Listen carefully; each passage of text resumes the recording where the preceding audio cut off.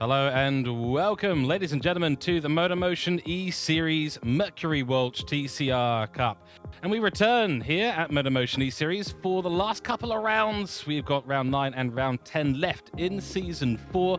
Tonight, of course, round 9, where we will be going to Lago Maggiore. It's an exciting time. The Constructors or Teams Championship and the Drivers Championship all up for grabs. And today will be a critical round. Let's see what's happening. Of course, our main sponsor is Mercury Walch, proudly sponsoring the MotorMotion E-Series TCR Cup for all your commercial printing, digital printing, direct mail, label printing, large format printing and packaging. Please head to www.mercurywalch.com.au. Over on the calendar side, 8 rounds done. Nürburgring Sprint brought a lot of action, a lot of interesting maneuvers. And of course, our 2 90-minute timed rounds are done, round 7 and of course, round 3. So we look forward now to round 9, where we go for a 22-lap race at Lago Maggiore, the full GP layout. And ahead of us, of course, round 10, the Catalunya GP. Over in the standings, your top 6 in the drivers' standings. It is Ryan Spann on top now by 20 points. Elevated himself another extra 10 points at the end of round 8. And now in round 9, can he solidify this lead? Scott Taylor still in there, Gridline Racing on 478 points. Nick Pfaff in 3rd place on 464 points. Don't count him out yet. Then Mark Pacheco right on his heels, about 30 points or so behind in place 4. Then it's Campbell Knowles and Michael Brill battling it out for those bottom 2 places. Over in the team's title, it is the Cooke driver development team on top now by 4 points. They were behind all season long. And then Gridline Racing didn't have the result they needed at Nürburgring. And there you go, the leapfrog did happen, and only 4 points in it between these 2 giants of the TCR Cup.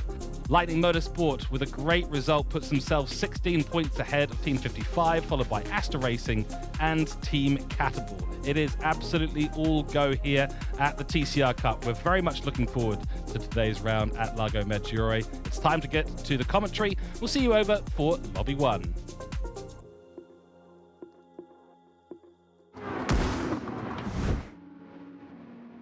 Well, here we are, and welcome into Lobby 1 coverage for Round 9, Season 4 of the TCR Cup, sponsored by Mercury Walch. My name is George Cooke, and I will be joined in the commentary box today by the legendary man himself, Spud, as he's well known to his friends, and to you now, I guess. Nick, welcome in to the commentary box. Round 9, we're at the end of the season, it's crunch time. Yes, good afternoon, good evening, good morning, wherever you're watching here on the TrackSpot TV and MotorMotion E-Series YouTube channel. Very exciting round, very exciting couple of rounds for 2 rounds to go. First up, Maggiore, a nice, beautiful flowing circuit. The GP layout we're going to be running, so a little bit of a test for our drivers here tonight for that little bit more of endurance style circuit with this couple of banking corners, a lot of flowing corners. It's all about getting that consistency. Very hard to maneuver overtakes here, but what we've seen throughout the TCR Cup, we have seen a lot of overtakes this season. We've seen a lot of unorthodox overtakes in some of the sections, so we are looking to see that in due course for Lobby 1 and Lobby 2. We've got an exciting championship conclusion here in Lobby 1 and Lobby 2 with a very spicy battle in that team's championship, and I'm really looking forward to see how that all plays out at the end of round 9. That's right. Of course, if you're wanting to watch the Giants race, that's Lobby 2 for today. In Lobby 1, it is Black Rose Racing, CP Motorsports, Hassel 1 Motorsport, Mad Turtle Racing, Team Capital, and Eugen Global. And this is a fascinating track. How do we pronounce it? Is it Lago Maggiore? Lago Maggiore? Let us know in chat. Let us know in chat. I don't think our Italian accents are going to do us any justice here today. Nick, let's take a look at the qualifying results for Lobby 1. And this is how it stands. We've got Luke Stone for Team Capital on top. And then in second place, it's Andrew Burke replacing Matthew Joynson at Jamco Racing today. Mitch Gray jumping in to be the teammate at Mad Turtle Racing for our famous South African driver Lyle Rensburg. And it's good to have that second Mad Turtle car back in. And third and fourth, this is impressive from Mad Turtle.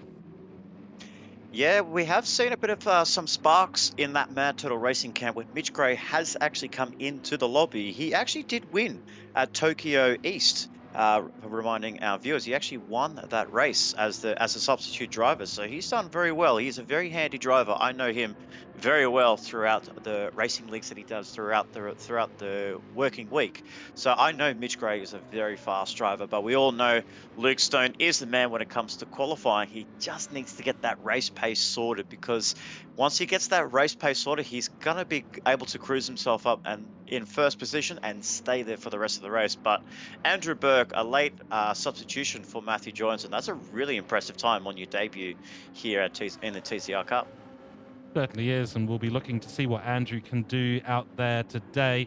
We're looking forward to this race very much, and we'll be going down to the track shortly. What are we thinking here? This is obviously not the most critical lobby, but it's still important at the end of the day. It's a tricky track, and it's really that nasty little downhill right-hander that is just crazy fast. That's where things are going to get tricky. It's where usually most of the overtakes are made at this track. Yeah, and there are definitely a couple of lines that you can take. You can really just hug the inside line on the right-hand side going down towards Banky Boy, or you can just keep it, loop it around on the outside and just try and get that power down earlier. Because if you kind of go for the wider approach, you get the power down, throttle down as soon as possible. But as soon as you get that inside line and you hug the inside line, it is kind of compromising your exit, but there is that little bit of camber that can kind of give you your left-hand side of the car that little bit of extra grip and that little bit of traction when it coming onto the exit. So it's going to be fascinating to see what moves are made into that corner. But as I mentioned on this track, it's all about the one-liners, about trying to pick your moves and trying to find overtaking spots, because here it is quite tricky to overtake, but there are a few hot spots there. And I'm looking forward to it. We kind of play ourselves up as when the big hitters are not in the lobby, we always see the secondary lobby always showing up as excitement. But I feel like that's now going to potentially be Lobby 1 here tonight. Oh, we might have to call ourselves fans of Lobby 1. Oh dear, we're in trouble. Yeah, it is required tires soft today, so I believe this is going to be more of a sprint race at the end of the day. 22 laps, and it'll be sunrise for Lobby 1.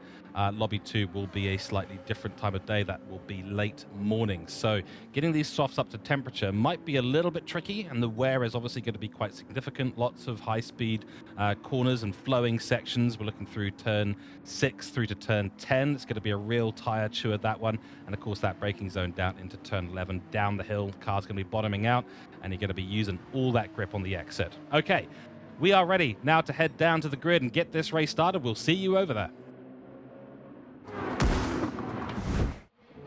All right, here we go. Luke Stone will be leading us away early morning times. So the lights are on. 5 lights are on as well. And they're out. And we're away racing. Luke will lead us away, followed by Burke. He's had a decent start. You want that inside line into turn 1.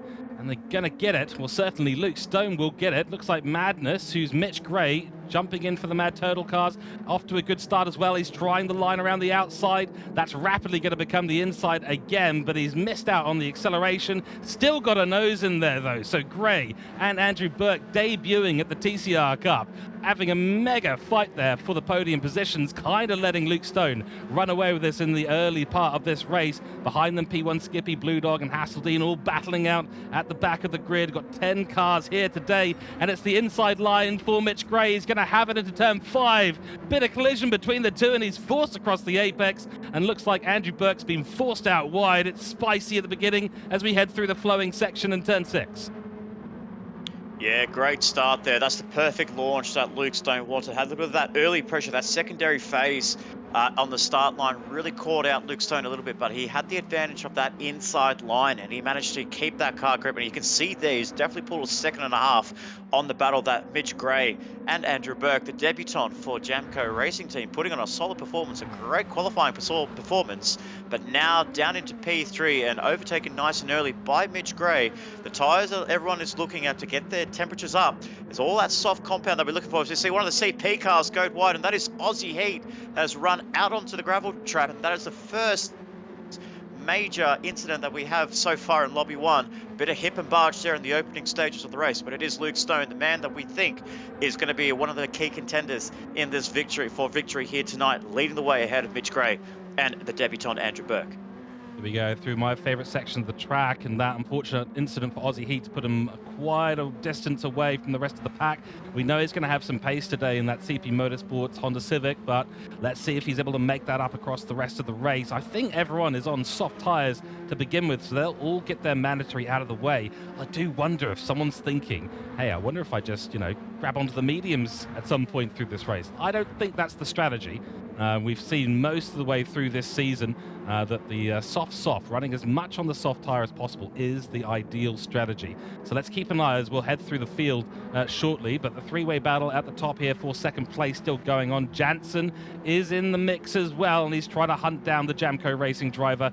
Through we go into this first section again as we get the backdrop. Absolutely beautiful part of the Italian countryside to be in for this race, and a beautiful time of day as we see Skippy run a little bit wider. That might have been Hasseldine, in fact. So in fifth, it is P1 Skippy. Then it is Blue Dog for CP Motorsports in sixth place. Hasseldine in seventh. Legendary Berry in eighth place. Hogs in ninth in the 97 car. And then it is Aussie Heat. So that is your grid right now. But what a start for this man right here, the 53 car. Yeah, very solid start for Luke Stone. Doing really well there, but we always know Luke Stone is a very rapid and fast competitor. It's just when he actually comes to tyre wear and preservation of those front tyres, he kind of lacks a little bit. So now he's got that clear air. He hasn't really got the big hitters, you would say, in this lobby here tonight. So he's kind of like running in his own race, in his own mindset of trying to get this race in his mind to about trying to get 11 laps. You're looking at about half race distance, 11 laps. If the softs can do that, magic. You could just go for that simple two-stop strategy, that one-stop strategy rather, of running the soft. But when you get onto the dying stages of that soft tyre, it's going to be really, really hard for the man like Luke Stone, because already so far, lap 2, those fronts are wearing pretty quickly. And if we look down the order, I want to see what everyone else tyre wear is looking about. Mitch Gray running around about the same as Andrew Burke down in P3. So the tyres seem to be pretty harsh around here at the moment. They're already setting themselves over that 2-minute mark in the lap time. So as we go to the fastest lap, 2-minute 4 set by Luke Stone, 2-minute 3.9 set just recently by Andrew Burke. So over 120 seconds of a lap time here, George, and that's going to play a very big factor when it comes to tyre wear, because the more you go into the race distance, the more the tyres are going to suffer. Yeah, that's right. So it'll be key the point at which you decide to pit, and obviously tyre wear here going to be an important part of that. Usually in this season we have seen the fuel be the limiter, and it probably still will be the case today. Another 8 laps on these. Let's just extrapolate the amount of tyre wear we've got at the moment. I'm guessing you'd be well below 50% on the tyres by that 11 lap mark, as we see quite the line from Andrew Burke. He's being brave over the sausages today, maybe looking for a sausage sizzle later on to celebrate what could be a very good result for the debutant at Jamco Racing. Great to see, and good onboards here as the sun starts to rise in the distance. Through we go into 8 and 9. My favorite part of this course, and I think this really plays into what we were just talking about, Nick. This is our medium to high speed circuit in terms of the number of corners. 17 corners out there, just over 5.2 kilometers in length. And that means that these tires are going to take an absolute beating. So at what point do you start to figure out, okay, I know that I'm now losing a bunch of time in terms of the tires. I'm going to be losing potentially a second or two a lap. So if you're doing 2:05s, you've got to come into pit. But if you're not at 11 laps, then what do you do at that point?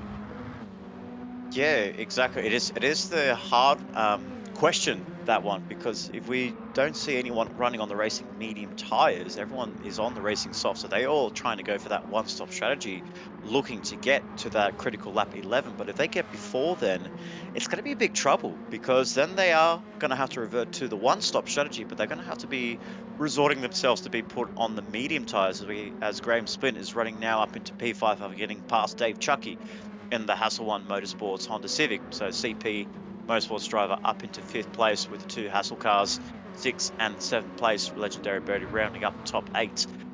So it's going to be really interesting. A 2:04.8 set by Graham Splint in P5. So I feel like some of the drivers say, "Oh, dive bomb move there for Dave Chucky on Graham Splint there." So we know the top four are really pulling away. Clearly on the track map, the front four have just signed off here, have checked off, and they're leaving the rest to dust. There's all that battle for P5 is going to be happening in this battle pack in the midfield.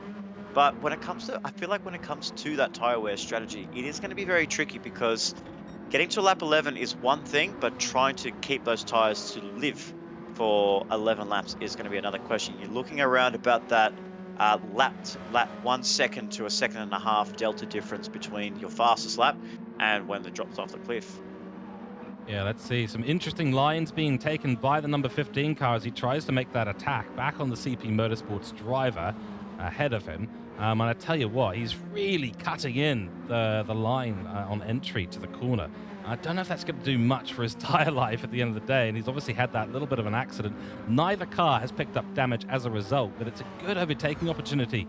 Just as you get through turn one, most people will sweep to the right, left-hand side and try and open up turn two as much as possible. That way you get the power down, you get the run out of the corner through three, basically flat, and head down to the braking zone yet again down the hill.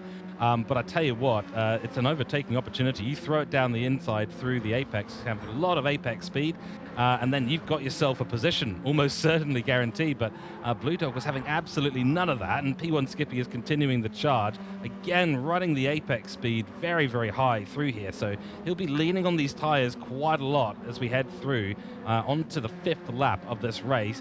Looking around the field, not too many other battles going on right now. I think Aussie Heat has made a little bit of progress coming back towards the field. He's got Hogs, I should say, in the way of his return to the mid-pack, and his tyres are getting brutalized though. So he's throwing strategy out of the window at this point, and that's what you've got to do in the situation that he was ended up in. I mean, he got forced out wide at turn 11, ended up out on the gravel, last place. Okay, what do? You just absolutely send it at this point.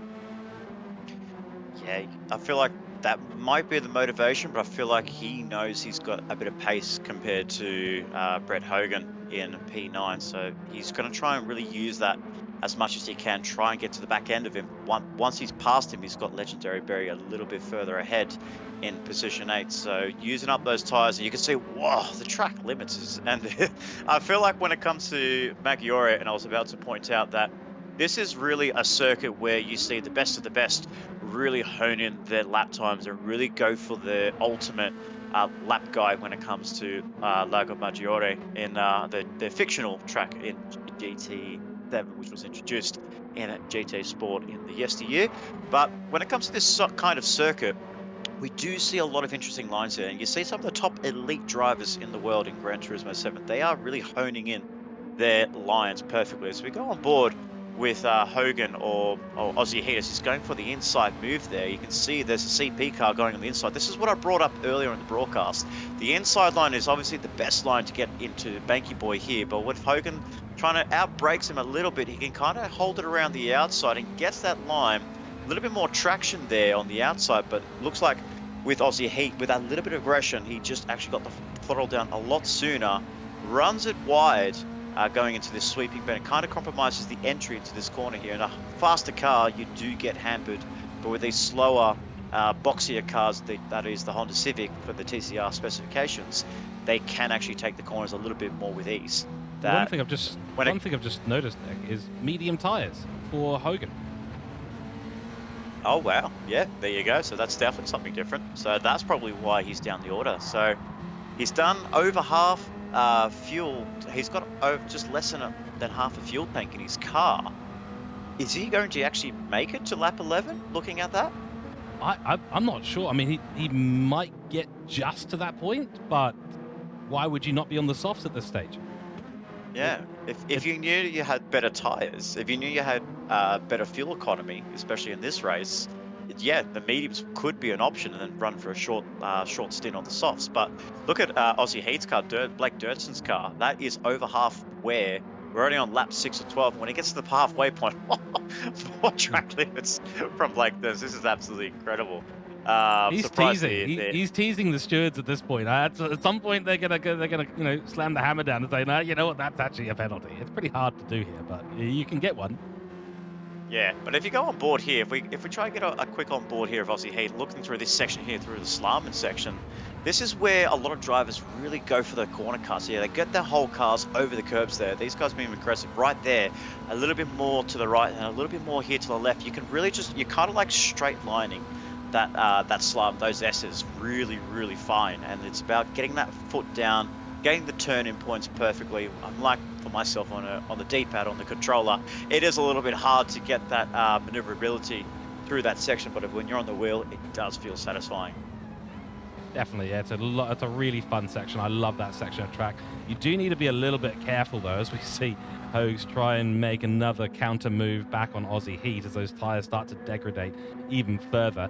It is one of those things where sometimes you just need to line it up with a little bit of a lift. Oh, you can see the understeer that's happening now for Aussie Heat. He is not a comfortable man at all, and we have to jump back to the top 3 battle because look, Luke Stone is actually starting to struggle at this point and looked like Andrew Burke wants to make a move out of it if the cameraman can get to the right place at the right time. There we are. The number 900 car does have a little bit of a look, but psychological pressure only as we see P7, P8, Skippy and Berry coming in for an early pit stop on lap 7. Are they 2 stinting this? Sorry, 3 Wow, stinting this. that's an early call there by the two drivers, Skippy and Durston. That is a huge moment there and in this race. Lap 7 of 22.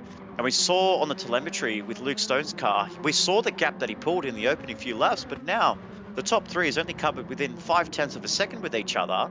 So Luke Stone, and this is the fear that I have with Luke Stone. He's a really strong qualifier. He has the overall pace to be a champion in his own right. He's got that quality. But when it comes to a series where it has a lot of tire wear, he's really struggling. So he just kind of needs to find that little bit of perfection when it comes to that side of things because he's got the pace, he's got the talent. As we see, Mitch Gray runs very wide there, compromises the flow and kind of ruins the flow, which will open up Andrew Burke to go for the inside move if he has that opportunity. No, he's too far back. So both drivers are tethering their tires really strongly, that it is getting to the point where the wear is kicking in and they're going to really struggle come towards lap 8, lap 9. I don't think these drivers are going to get to lap 11 here, George. Yeah, it looks like it might be a bit of a struggle. We might be looking at actually lap 10, and they're going to have to go for a slower lap at some point. So this is going to be really fascinating, actually, and we can already see the drop-off. Fastest lap for Mitch Gray, 2:03.7, and his current lap times are nearly 2 seconds slower than that. Yes, he's in a bit of a pack. Yes, he's in a bit of a battle. He's made a couple of mistakes in that last lap.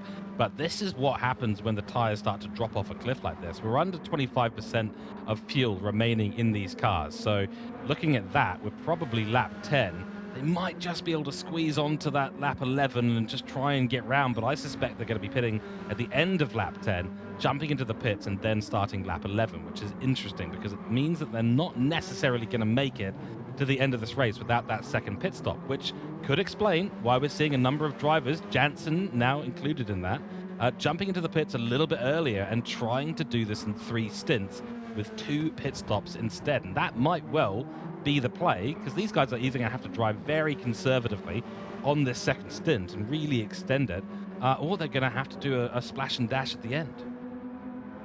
And I think looking back on Andrew Burke's car, I think he had better tire wears, better tire wear than the Yeah, rest of the field. I think you're right. He is, yeah, by not much, but it's definitely better. Yeah, and Stone and Burke actually have a lot more fuel than the Mad Turtle car. So the fuel is going to be an interesting. We did see in the early pit stop sequence on lap 7, we saw a couple of drivers having some different numbers when it came to the fuel stop. One of them was on 27, the other one on 16. So the fuel can play a massive factor, especially in a pack like this. And if Andrew Burke stays behind Mitch Burke, he's going to jump him in the pit lane on the fuel numbers. So when it comes to that, it's very hard to calculate because you want to be able to get a full tank in the first stint and then shorten up your fuel tank for the last stint. But when it comes to the point where you're only doing set amount of laps on a certain tire, you may as well just fill the car up to run X amount of laps. So then that way, when you get to the final stint, you have a bit more pace, a bit more grip, and you start to pull off the moves and you start to pull off some great racing battles because these drivers are looking to get themselves into the pit lane within at least within the next lap or two. Let's see. So we're on board at the moment with Andrew Burke, and he has been running a decent pace. Has not the best run through those last couple of corners. I think he might be pitting. So we'll see, but that's an interesting line that he's taken through there. Is he just slowing down to enter the pits? All three Everyone's of them, in in. fact, are, yes. So there we go. Our questions have indeed been answered. It looks like Blue Dog will also be making his way into the pit lane as well. Hasseldine will have to. He's got no fuel. Hogues as well. He'll probably need to make a pit stop. And then our first pit stopper, well, technically not our first pit stopper, but the pit stopper who's in the highest position is Lyle Rensburg, the South African driver from Mad Turtle Racing. Fresh Racing Soft on lap 8. So let's do the math, Nick. We've got 8 laps, essentially, we've made it. 16, and then you're going to do a last stint of 6 laps. And I think this makes sense. It means that they can run overall just a bit faster throughout the race. And it means they don't have to be conservative, which is what we were worried about. Fuel going in for our leaders. Let's see how much is in the tank. For Luke Stone, it's about 78 litres. I think that confirms it. Yeah, I called it right there. They're just going for those laps. They're going for they know they can do 8 laps on the softs, and they're just going to put 8 laps of fuel in the car. Everyone else has done the same. No full tank at all. I think Mad Mitch was the only driver that's actually gone close to a full fuel tank. And yes, right there on the bottom left, it is confirmed. He actually got a little bit more fuel in the car. That's why he's been jumped by Andrew Burke, the debutant for Jamco Racing. That's why Lyle Rensburg is right on the back end of his teammate, the substitute in Mitch Gray, the 676 Mad Turtle Racer, the team owner of the team. And it's going to be very exciting to see how he progresses, if that fuel number is going to work perfectly for him, because there's now a big gap in stone. Andrew Burke and Mad Mitch, Mitch Gray in P3. There's quite a gap between all of them. As we see a mistake between Mad Mitch has actually kind of closed up a bit on Jansen, seeing on the mini map. But really, really interesting strategies here that we're going to see here, George, with the full fuel tank versus the short fuel for the front 2 drivers. Yeah, and well, interestingly, it looks like Andrew Burke has actually taken close to a full tank, whereas Luke Stone I think he took 78 litres, so he has not put a lot of fuel in, and he's running to that number, so he's going to be sitting in that pit lane a little bit longer, but he gets to run with a slightly lighter car now on these Racing Soft tyres, and he's got a gap, doesn't have to worry as much about the car behind him for at least a little while as we barrel towards the halfway point in this race. Let's take a little look around the field, see who's done what in terms of this round of pit stops. It is softs for all of our top guys. Jansen, of course, pitted a lap earlier, so he was, or a couple of laps earlier, in fact, and so he's already experiencing some wear on his tyres, but they're up to temperature, and he's going to be pushing his brand new teammate, Mitch Gray, along as much as possible.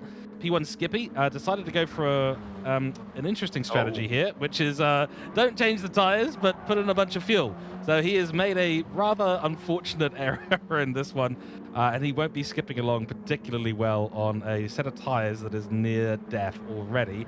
I think he needs to come into the pit stop ASAP to fix up that mistake. Or Yeah. maybe, look, maybe he's just going for the 6th lapper now.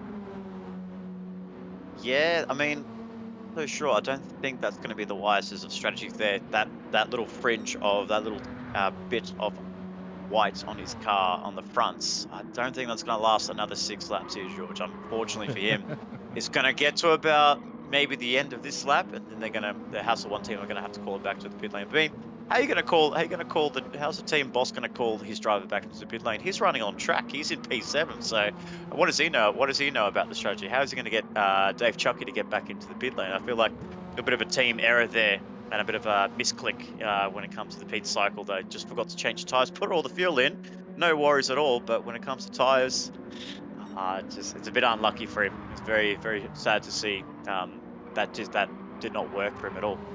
Yep, that's right. And so obviously P5 won't be where he finishes in this race at this stage, given the mistake that has been made. And yeah, maybe he's optimistic. Maybe he thinks that there's a way to get through at least a few more laps. And if he can get through 4 and maybe extend that stint out just a little bit at the end, he might be able to make it with the same number of pit stops. But yeah, he's losing hand over fist now in this position. Of course, Blue Dog catching right up to him. He has selected the right tire for this part of the race. Hasseldean also on racing softs with a smaller amount of fuel in the tank than Legendary Berry. He's on the medium tire, so he's trying to... Well, this is very, very interesting. I don't know why these guys are using the medium tire, especially given the amount of fuel that is on board his car. It's just above 50%. Yeah, that's not going to make it to the end of the race at all. So it's a bit of a weird strategy. There's a couple of weird strategies happening here. We always call it a bit of a wacky strategies here, where you're running when it's all soft strategy, when it's probably the common sense one, just running all soft tires.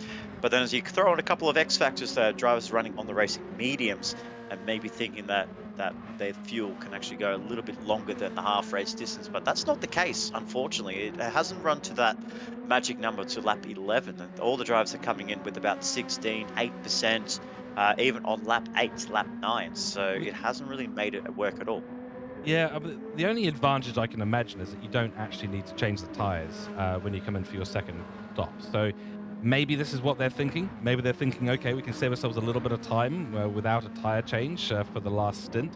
I don't know if it's going to save them that much time, but it's definitely a couple of seconds. Oh, a little bit of a hairy moment for Black Rose Racing as he goes through turns 1 Wow. and 2. Not the most comfortable looking line through there at all. Car deciding it wants to move sideways instead of in a straight line. Not ideal. Aussie Heat behind them has also chosen the medium tyre, so I wonder if this is a concrete enough strategy. Oh, he's braving the steward's room yet again. This man I is love it. it's gonna bite him at some point. It really will. But he's taking his risks, and I respect that. But the medium tyre yet again. So 2 drivers on the medium tyre. We saw one start on the medium tyre, and that of course was Hogan, who's right now on the racing soft tyre, and he'll be on that till probably lap 16 or 17 at the very least. Skippy coming in for his pit stop has picked up a penalty. He's now on the medium tyre, so that might have been what he wanted to do originally. He's got plenty of fuel in the car, should be able to make it to the end, but yeah, his race has come unstuck, let's just put it that way. Back at the top, though, Nick, it is Luke Stone, and of course Andrew is in there as well. Not much going to be happening until the second round of pit stops here, I think. Yeah, and I think that light fuel load that Luke Stone has put in, I feel like this is his time to shine. This is his moment to really get the hammer down and really go for those qualifying laps. We know he's a really fast driver, and he's really putting that hammer down quickly and trying to run away from Andrew Burke at 204.2 as his fastest lap. We look down towards Andrew Burke to see what his lap time delta is about, running if he's running about the same 204.5, so 3/10 faster. Luke Stone over Andrew Burke, but Andrew Burke's keeping him honest here so far in this race. There's a very strong performance here from Andrew Burke, the debutant for Jamco Racing Team. But I think with that short stint in the fuel stop, that is kind of looking at around about maybe 3, 4, 5 seconds saved in the pit lane, or time loss in the pit lane, compared to Andrew Burke, who will have to have a shorter time in the pit lane. So he's probably trying to eke out a margin around about that same gap, that where he can just try and push out a comfortable lead over Andrew Burke, and then kind of balance that back into the pit lane, where he can just put the fuel that he needs and try and stay ahead, because that's his main objective: to stay ahead, go from lights to flag, pole position to victory. Yep, that's right. And he's on to do that at the moment is Luke Stone. So let's see if he can execute the remainder of this race. We've just crossed the halfway mark of Lobby 1 here at the Mercury Walch TCR Cup at MotorMotion E-Series. Go and check us out, of course, on www.motormotioneseries.wordpress.com. GD3 Championship registrations are open for the final series of the year at MotorMotion E-Series. So go and check that out. Positions are rapidly filling up. So if you want to be involved in the premiere event at MotorMotion E-Series to round out the year, make sure you get your registration in soon. And also, of course, big thanks to TrackSpot TV, all our commentary and broadcasting done through trackspot.tv. You can check them out on the website, www.trackspot.tv. If you need commentary, or if you need broadcasting, or if you need help with OBS or some training, it's all there for the taking. And get in touch. We'd love to hear from you. Back on this side, of course, Nick, let's run through the grid yet again as we head through the last couple of turns for Mitch Gray in lap 12, and those tyres are looking okay. Is he pushing too much at this stage? Does he realize that he's got potentially a fuel advantage over these guys? I'm not sure if he does. Yeah, 2:04.9, 1.2 seconds slower than his fastest lap. So he pitted on the end of lap 8. Oh, sorry, at the end of lap, yeah, at the end of lap 8, he came into the pit lane as he set his overall pit transit time, but he's still slower than his overall fastest lap. And I feel like that has to do with more of the track conditions as well, George. It was very cloudy, it was very dark, it was a bit of sunrise, so the track was cold. The track was cold, the tires were getting themselves up to temperature, and that's where you see the most grip when it comes to this style of racing, especially with these small hatchbacks, that you can really get yourself your foot down on the ground a lot faster, a lot sooner. The traction is there, the lap time is there, but when the sun comes up and the track starts to heat up, that's when you start to see the tire wear kicking in. That's when you start to see the inconsistencies of racing lines and different lines that drivers are taking just to try and minimize the tire wear on their cars, because that hot temperature is really making an impact on the tires themselves. That when it comes to the longevity of it is what they really need. And I feel like maybe those drivers on the racing mediums, they might be thinking that case. I would say that they are just going to potentially just do the fuel stop and that's it. Legendary Berry is kind of catching up to Hogan a little bit on this last lap here. So he's in that position where he is on the racing mediums, and Aussie Heat as well in P7 on the racing medium. So potentially 13 laps of 22, just under 10 laps to go till the end of this race. Just a fuel stop is only needed. So I have a feeling that they're saving themselves 4 seconds in the pit lane for the tires, throwing some fuel in the car, and they know that the tires are going to wear out really fast on those softs. They might be in with a chance here. Legendary Berry and Aussie Heat, they might be in here with a bit of a chance to get themselves a higher position than their rivals. We'll see. Time will tell, and we'll start to get an idea of where things all start to pan out in this race after the next round of pit stops, which we're expecting to happen in about 2 or 3 laps' time. I think it might be a good call here for the medium tyres. I really do. I mean, Legendary Berry started a little bit further up the grid, so he is going to naturally gain a couple of places. 4 or 5 seconds would put him up again ahead of both Hogan and Aussie Heat, as we see a penalty there for Aussie Heat that he's picked up just recently. So he has pushed the stewards a little bit too far, and they have pushed back. So 0.5 second penalty going to be pretty annoying to serve, because I think you serve it down towards turn 11. So it's a high-speed section. You're going to lose at least a second and a bit from that kind of penalty, which has always been a little bit of a gripe of mine with GT7, but we won't go there right now and reopen that conversation, because that is one that has been ongoing since the release of GT7, when the original penalty system was incredibly brutal. They dialed it back, and they dialed it up again. They dialed it back, and they dialed it up again. I really have cracked open a can of worms here, haven't I? Absolutely. It's never going to be perfect. And when it comes to track limits around this circuit, it doesn't exist as well, George. So you've seen how the drivers take the S's through this section here, coming up to where Aussie Heat's coming up to right now. You see how drivers take it. They're hugging the curves. They're throwing the car in the middle of the track there onto the grass, runs it wide on his apex here, but can really cut that second section. And then the third, you get away with that as well. So now he's about to serve his penalty here, 0.5 is going to feel like a very long time on this after this right-hander right now. Put the car on the right-hand side. Is Hogan going to actually overtake him? We'll see in due time. 0.5 seconds there. The downhill section kind of gives him that little bit more momentum when it comes to the braking. So he's just got away with that. That's a bit of a wishing well moment there, just to try and not lose that position of P7. But it's a nice battle here brewing up between Aussie Heat and Hogan, who's running on the thread of those racing softs here. But his racing softs are looking quite decent here, George. I wonder if this is probably one of the best racing softs I've seen on a car so far, because it's got some good tyre wear. The fuel is just over 25%, as we see. Oh, running wide, Blake Durston and the CP Motorsports camp, not the line that you want to take. So, but some good tyre wear. I'm actually quite surprised that the tyres are actually holding on in this second stint of the race. Yeah, I think by this point in the first stint, most of the drivers' tyres were already pretty gone, as we see Aussie Heat run Yeah. wide yet again. And yeah, he's at halfway through his tyres at the moment, so he's not actually losing that much time on track.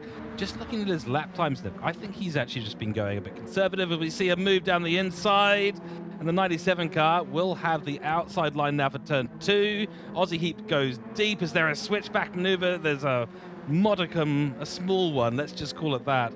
And it's not going to pan out, unfortunately, for Hogan this time. But nice attempt into turn 1. That's exactly what I was talking about earlier in the race. As we see legendary Berry come in for the stop. And I don't think, Nick, we saw him change tyres. He has picked up a 1-second penalty. So at this point, you might as well have changed tyres. Yeah, it looks like he has. I feel like I can see that medium tire has actually refreshed now. He's actually Ah, it looks like he's got a new set of tires on, but is it the racing mediums or is it the racing softs? Obviously, there is a bit of a GT7 glitch that doesn't really tell you what tires they're on. It kind of shows you the same compound that you are in the pit lane. So we'll have to wait and see what tires he actually jumps on. If it's another set of mediums or if it's going to be another set on softs. Looks like the softs are holding on a little bit better, a lot better in this second stint compared to the first one. Whilst you had all the grip in the world in the first stint, kind of makes that second stint make it feel a little bit slippery. So the drivers are going a little bit slower. And there we go, our first trigger, Luke Stone in the pit lane, 5% fuel. So you could definitely tell it's going full qualifying mode. And there is the gap.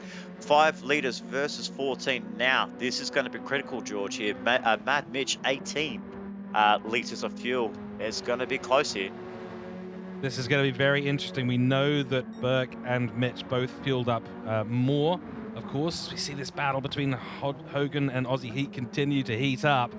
This is the critical moment, though. How much time will Luke Stone lose in the pits compared to his opponents today in second and third, Jamco and Mad Turtle, bringing the fight, and they're going to be going for the 6 or technically 7 lap stint at the end. So it's an 8-8-7 approach from our leaders. And I think that might be Aussie Heat taking an inside line.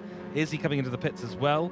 Yes, he is. Okay, so our leaders come out of the pits. Luke Stone is still ahead, but the gap, as expected, is much, much closer. It's going to come down to basically how quick and well you can drive through this last few parts of the race. And look, there's Hogan. Of course, he's a bit out of position at the moment. And unfortunately for Mitch Gray, the pace just hasn't been there on that second stint. And he's put too much fuel as well. Oh, there's a full tank. Oh, and he came in with 18 liters of fuel as well, George. So he had 18 liters left. The tires obviously maybe said otherwise that there was no tire that there was no tires on that 676 Mad Turtle Racing, but he came in with a full tank of fuel there. He had the most out of the front 3 drivers, so a little short of fuel he could have gone and just maybe brought himself closer to Andrew Burke, who's now putting himself into contention of the victory here. A second and a half, 2 seconds is the gap between Luke Stone and Andrew Burke for P1 and P2. Hogan now jumps up into P3 after, but he's yet to make the pit stop. But Mad Mitch, I don't know if that is a strategy. I feel like that's not what he wanted, and I feel like that just might be a little bit conservative there. He probably knows he's not be able to fight for that P1, but he was there in the early stages, George. So what happened to him? Yeah, that's why I think it's just he hasn't had the pace. He's pitted a little bit earlier than some others, and yeah, I just don't think he's had that pace. He might have been trying to extend the stint in some way or another, but adding the extra fuels probably just added the extra weight to the car. Maybe he hasn't felt quite as comfortable without a car right ahead of him. So basically, losing that slipstream has allowed these guys to kind of use their natural pace and kind of escape from the clutches of the Mad Turtle Racer. And there you go. That's the gap once you don't have that slipstream. But then again, Andrew Burke didn't have the slipstream either, but was able to maintain those 204s. And I think that's the critical thing here. If we look at the timings here, both of these guys are basically even Stevens. It's 204s all across the board. So the consistency was lacking for Mitch Gray in these Honda Civics today. Yeah, and I feel like that's just the whole Mad Turtle camp in general. It seems that Mitch Gray and Lyle Rensburg just have not had the pace, and this is not this is not like them, George. We have seen the Mad Turtles always up there fighting for those podiums, fighting to get onto the podium. We're having seen those amazing battles all the way from Autopolis, all the way down to Dragon Trail Gardens, even. So we've seen the potential of Mad Turtle Racing, but maybe for this kind of track layout and the format for this race. It probably just hasn't suited their car. It's fast in a straight line, but probably not so good through the high speed section. Yeah, that's right. And it can come down to a simple thing like setup, and that's what this season 4 has been all about. Tuning fully enabled, except for a few small things. So you've got to make decisions about which performance parts interact with other performance parts, which ones you want to put on. Do you want to maximize the power? Are you shifting at the right point? Are you adjusting the transmission settings and all of that good stuff to really optimize your car's ability to race at this track? So we come back to that point yet again that, Andrew Scott loves to go on about, but it's a thinking man's game, this one. You can't just take a default setting for the entire season, throw yourself into the car and go for it. You will not find yourself succeeding against these other drivers who are taking that time to do it. And so, I think at the end of the day, Jamco Racing and Team Capital have been the ones who have, set up this car correctly, combine that with some really good practice and really good pace and consistency, which again, I think actually highlights the good job that Andrew Burke is doing today on debut. First race that he's been in for the TCR Cup Season 4. I mean, what a performance. He's taken it to Luke Stone, who's been right up there the whole season. Yeah, and he's closing. He's closing on him really, really fast. I'm been watching the outboards between these two drivers. The way that Andrew Burke is driving that car so smooth, so perfectly, and he's getting a really good performance out of it. We'll see the lap times here: 2-minute 4.2. We'll see what Burke has done. He's got fastest lap, 2-minute 3.722. So he is the man on the mission here. And I could see that. I saw that the whole last lap, and even on the outlap, George. That car is so settled and so smooth. The lines that he's taking is so perfect. No mistakes, no correction of oversteer, no understeer moments. He's really, really getting into this race now. Lap 18 of 22, 5 laps to go. The battle for P1, it is not over. While we thought Luke Stone had the upper hand in stint 2, come stint 3, the gloves are off. Certainly are. I love to see it when drivers just, there's a flow state that people get into, and it's completely agnostic of the sport. It's something that just happens, and when you know a track well, when you're comfortable in the car, and you start to feel it, these drivers dial in, and you and me both. We know exactly what that feels like. For me, probably less so than than you. But when you start to feel the flow of a track, when you really start to learn it and you understand it, just starts to flow beautifully. So it's great to see that Andrew Burke is able to get in a car so quickly at such short notice, replace Matthew Joynson, who's been a staple all season long, formerly Yugen Global, now the team leader of Jamco Racing. And for him to step up like this and shows that he's really got some cross-car skills going on. Yeah, absolutely. And that gap has literally dropped to about a second, less than a second now, as if Andrew Berg's taking off time. I think 0.099 off his fastest lap as well. So he is really closing in, taking much of the corner there, trying to narrow the double right hand. It's a very awkward section here, that double right hand. It's like a late hit the apex on the first one, run the car wide. It's a bit of a U shape corner there, but you need to keep that flow of momentum. And I feel like you're right here. It is a track where you need to have that momentum and learn about that consistency of how a car works through the corners. I feel like this highlights as one of the best tracks to learn your racecraft and learn about your driving lines and finding that alternative and feeling comfortable on the Gran Turismo game. There's a lot of other circuits, fictional circuits, that have a very similar style as well. I have a feeling, I know for a track myself, Alsace Village is a perfect example. It has a lot of different styles of corners, camber corners, really fast flowing, short, sharp 9 degrees, lots of hairpins, downhill braking.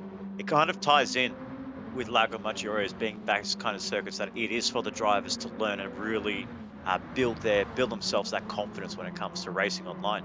Yeah, and I think actually it's a good point, because a lot of people don't like exactly those two tracks that you just mentioned. I always like them. They're great fun tracks, and yes, they really flex your Yep. muscles in terms of what's possible. So a lot of people probably don't like it for the simple fact that they're hard to learn. Yeah, they're difficult tracks to learn because there's so much technique involved, and there's always so much time to find. So when you come up against a driver who is familiar with a track like Maggiore, well, boy, oh boy, it feels like you're driving a Mini Cooper in amongst GT3 cars. Absolutely, and this is why I don't like Dragon Trail Gardens. Like I saw it on the GT MotorMotion calendar. I thought, no thanks. It's not one of my it's not my go-to track at all. It is an absolute pain when it comes to driving that circuit. But how these drivers did it for 90 minutes, I don't know. But throw a bit of wet weather, hey, that's when I come into my element here, ladies and gentlemen. Yeah, that's right. Yeah. Throw you into the water and you floated, you swam, you set some world records potentially. I don't know, but either way, I know exactly what you mean. When the wet weather comes, I like the wet weather, and suddenly I feel a little bit faster than some other people on track. And going, what are you doing? How are you not as fast? This is bizarre. Right, let's take a look around the field before we indulge ourselves too much in our egos. It is of course Mitch Gray in third place. Racing soft tires looking okay. Half fuel to go, so that overfueling's really cost him, as it has Lyle Rensburg. Don't know how they've got this wrong here today, but for a 6 or 7 lap stint, you do not need to be on full fuel, and that's a very wide line. That is probably going to be a penalty. Let's see. It is indeed. So sharp eyes of Nick Pautasso catching that one, and the stewards also catching that one. Behind them, it is Blue Dog. So right now, this is looking like a fantastic result for the CP Motorsports driver. I thought he wasn't going to finish in P5, but here he is, and he's done actually a fantastic bit of work. Probably overfueled a little bit, has Graham Splint, but this is on. Yeah, and it's probably going to be it's definitely going to be one of his best results in season 4 of the TCR Cup, sponsored by Mercury Walch. So the CP boys are starting to get themselves back into that position where they can get some more team points and try and move them up towards the ladder. They have that battle pack with Hassel One Motorsports and Black Rose Racing. And then you have a look at the likes of the other teams that we're going to be seeing in Lobby 2 very shortly. So there's just kind of getting that confidence in and really just trying to find their feet before the new start of the new season in the GT3 Championship will be coming up very shortly. So drivers like Aussie Heat, drivers like Graham Splint, those drivers are going to try to showcase themselves that they do have the pace, they do have that motivation to get themselves high up on the grid. And 5th and 7th is not a bad result for CP, especially as they are looking to be one of the hot favorites when it comes to the GT3 Championship. Yeah, exactly. And CP Motorsports have made themselves a bit of a staple at MotorMotion E-Series. Early in the TCR Cup, I don't think they were in Season 1, but they were certainly in Season 2, or a season that we remember very, very well. Season 3 didn't have quite the result that they wanted, but that's just the way things go. But they've been in every other series, that is for sure. So CP Motorsports showing up to the party and helping to make these races what they are. Hogan in behind them, P8, then it's legendary Berry. This medium strategy hasn't worked out from today, and of course P1 Skippy also having some problems today, not changing the tyres on the pit stop that he needed, and he's found himself right at the back of the grid. This, though, is the battle that we are super keen for, and look where Andrew Burke is right now. He's on the rear bumper. He can smell the fumes coming out of that Honda Civic. And boy, oh boy, we are set for a last lap showdown here at Lago Maggiore for round 9. He's going to look for a move, but it's covered off by Luke Stone. They're getting the elbows out. They'll be going side by side into the braking zone, into turn 5. And this is a nice one for the inside line. Does compromise your exit. Will there be a switchback by Stone? There is, but he's run into the back of the bumper, and that's a change for the lead. Andrew Burke is in the lead of this race. Wow, what a moment of the race here, ladies and gentlemen. 2 laps to go. Andrew Burke out of nowhere. And we've seen that pace on that 3rd stint of the soft tyres. He's just getting that car so comfortable.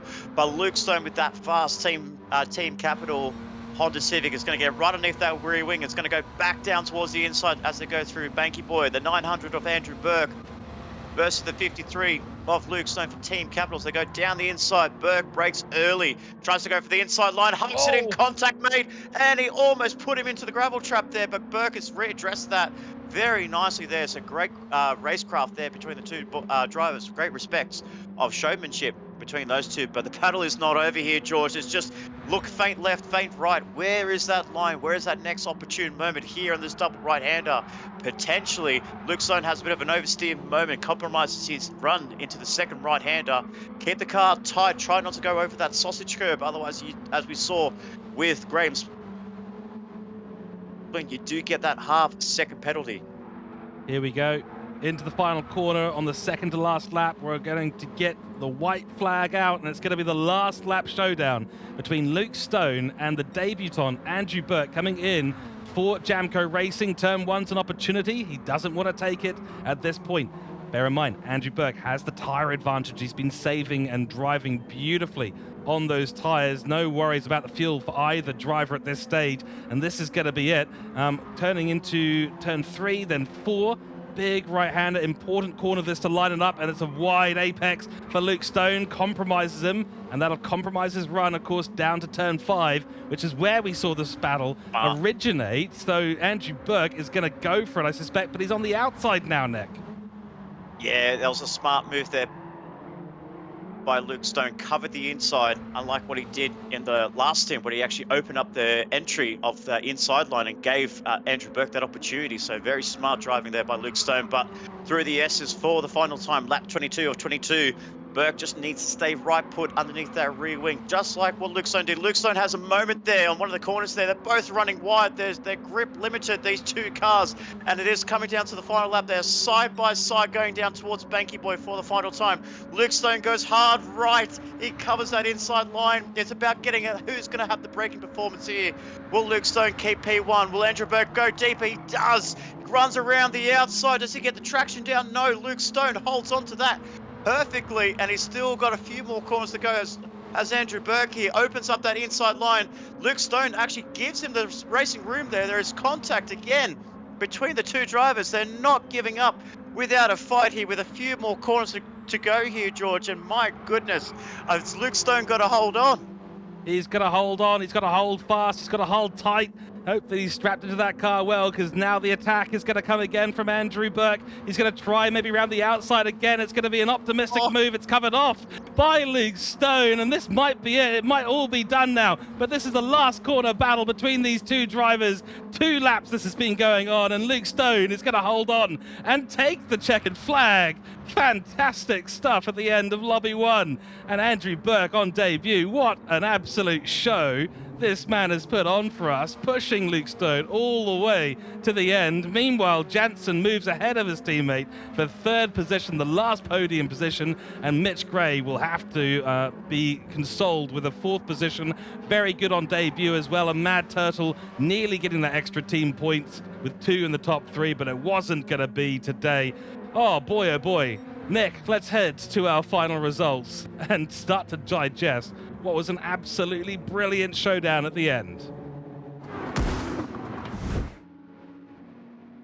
Boy, oh boy, that was brilliant. So, Luke Stone, well, he was able to take it from qualifying pole to the checkered flag. He manages to do it beautifully, but it wasn't without his pressure there from Andrew Burke for Jamco Racing on debut, followed by Lyle Jansen in 3rd place, Mitch Graham 4th, Graham Splint in 5th, and 6th place to Mark Hasseldine. So some great results here in Lobby 1 2.0, because we've got to fit a 2 in there somehow.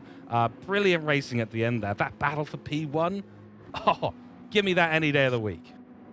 I think that's probably one of the best final laps I've seen in Season 4 for the TCR Cup. That was absolutely mega. Luke Stone finally getting the victory here in MotorMotion's TCR Cup. Almost spoiled the party there in P2. Well, that was a very fantastic race there. I literally thought he was going to throw it down the inside of the last corner there, George. I thought Andrew Burke was going to go for it. Just got to go for it. Got to go for the full send. If you get sent to the stewards room, hey, you had a crack. But Andrew Burke has a wise head on his shoulder there, so he held in nicely. Great result there by the team at Jamco Racing. A really, really solid result there, and a great substitute for Matthew Johnson. Bit of a disappointing day for the Mad Turtles P3 and P4. I think Mitch Gray did let off the throttle to let Jansen ahead, obviously due to that championship points and standings that Jansen is in. So that's another podium for the South African. But man, that's going to be a race for the ages between Luke Stone and Andrew Burke. That's brilliant. Yeah, and we hope to see Andrew Burke back again, although we'll see, because Matthew Johnson obviously will probably be here for the last round. We will see next week when we get into it. In chat, let us know who your driver of the day is, but I think I've got a sinking suspicion who we all might be voting for today, Nick. Yeah, absolutely. P2, man. Andrew Burke is debutant, rising to the occasion and putting all that pressure on Luke Stone in the final lap. We thought he was out of it in that second stint, but I kind of called it there with that fuel strategy that Luke Stone had a little bit less fuel in the car to try and give himself that advantage and give him that gap on the third stint. But Andrew Burke kind of just nursing his tires, just being nice and calm, really just trying to eke them in. And then finally on those last two laps, that just brought us the battle of the season here, but the battle for P1. But Andrew Burke on debut, take a bow. That was a brilliant, brilliant performance. And that is Jamco's first podium of the series after being renamed from Yugen Global. The first podium here, what a result it has been for them to take that championship, to take that fight for the last lap of the ages. So well done to Andrew Burke. Yeah, brilliant stuff. I don't need to say anything more. Andrew Burke, my driver of the day, 100%. I suspect we'll see chat come in with a few votes for Andrew Burke as well. Big honourable mention, of course, for Luke Stone. Big victory for him. Got the triple header, qualifying pole, won the race. Gets the extra points and, of course, the race win, which is absolutely massive. And another massive shout-out for Mitch Gray, also on debut for Mad Turtle Racing. I think these teams need to think about hiring these chaps. It's a no-brainer, in my opinion. Right, well, that is your Lobby 1 coverage for today. Absolutely brilliant race, and I think we'll be doing a lot of exhaling and breathing in deeply during the break that is coming up to prepare ourselves for Lobby 2. Certainly an exciting race, one that the strategy was relatively straightforward, I want to say, but at the end of the day, did pan out going in one of two directions. We'll see if the same thing is going to happen as we see Gridline Racing and me, Cougar, continue their showdown in the Lobby 2 coverage coming up. We'll be back, both of us, myself, George Cooke, and Nick Pautasso for Lobby 2. So until then, go and grab yourself a cold one, get yourself ready. We'll be back in 5 minutes. We'll see you here for Lobby 2 coverage then.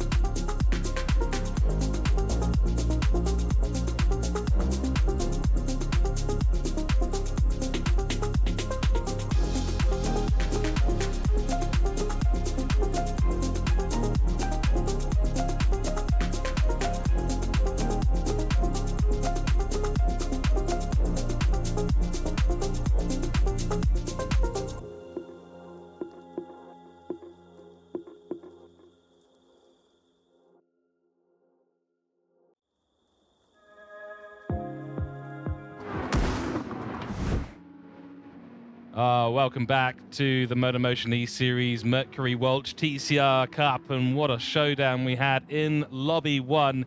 Excited to be back for Lobby 2 coverage at Lago Maggiore, the full GP course for another 22-lap race ahead of us, where the two giants in the season separated only by 4 points. Cooke leading from Gridline Racing. This is a big one. This is super important. And of course, with only this round and Catalonia left to go in the season, will it be a round for Cooke? Will it be the comeback round for Gridline Racing? The two giants going head-to-head, one chasing a 4th TCR championship for the team, and one chasing their first. Nick, we've been waiting for this one. It's Lobby 2 1.0, I guess we can call it. But this is going to be interesting. The strategies seem to be pretty clear from Lobby 1 as to what we're expecting to see. The question's going to be consistency out there today. It's going to be consistency, the driver etiquette when it comes to the racing. We all know the 5 teams that are in this lobby are the top 5 in the championship. You got Cooke, Gridline, you got Team 55, Lightning Motorsports, and Asta Racing. So they're the 5 major contenders in this championship that are actually in this lobby tonight. So we've got a stacked field here, George, and I'm really looking forward to it, to see what the battle is going to be like between Gridline and Cooke. We might see an underdog here, and like we saw last week with Lightning Motorsports, Chris Papa, and Michael Brill, they might throw in a spanner in the works here because they denied that 3rd place for Gridline Racing back at Nürburgring Sprints, and that's why they've lost that championship lead when it comes to that kind of racing, because they've now 4 points behind the team's championship. Scotty 20 points behind Ryan Spann. It could be a pitiful moment these next couple of rounds. That's right, and we're hoping that we get a race all the way up to the last lap of the last race, but we'll see how much is decided today. It could be the day for the Cooke guys. It could be Gridline Racing's chance to really catch back up and keep that gap as close as possible. Boy, oh boy, it's going to be exciting. Right, let's take a look, because the qualifying results for Split 2 have just come in.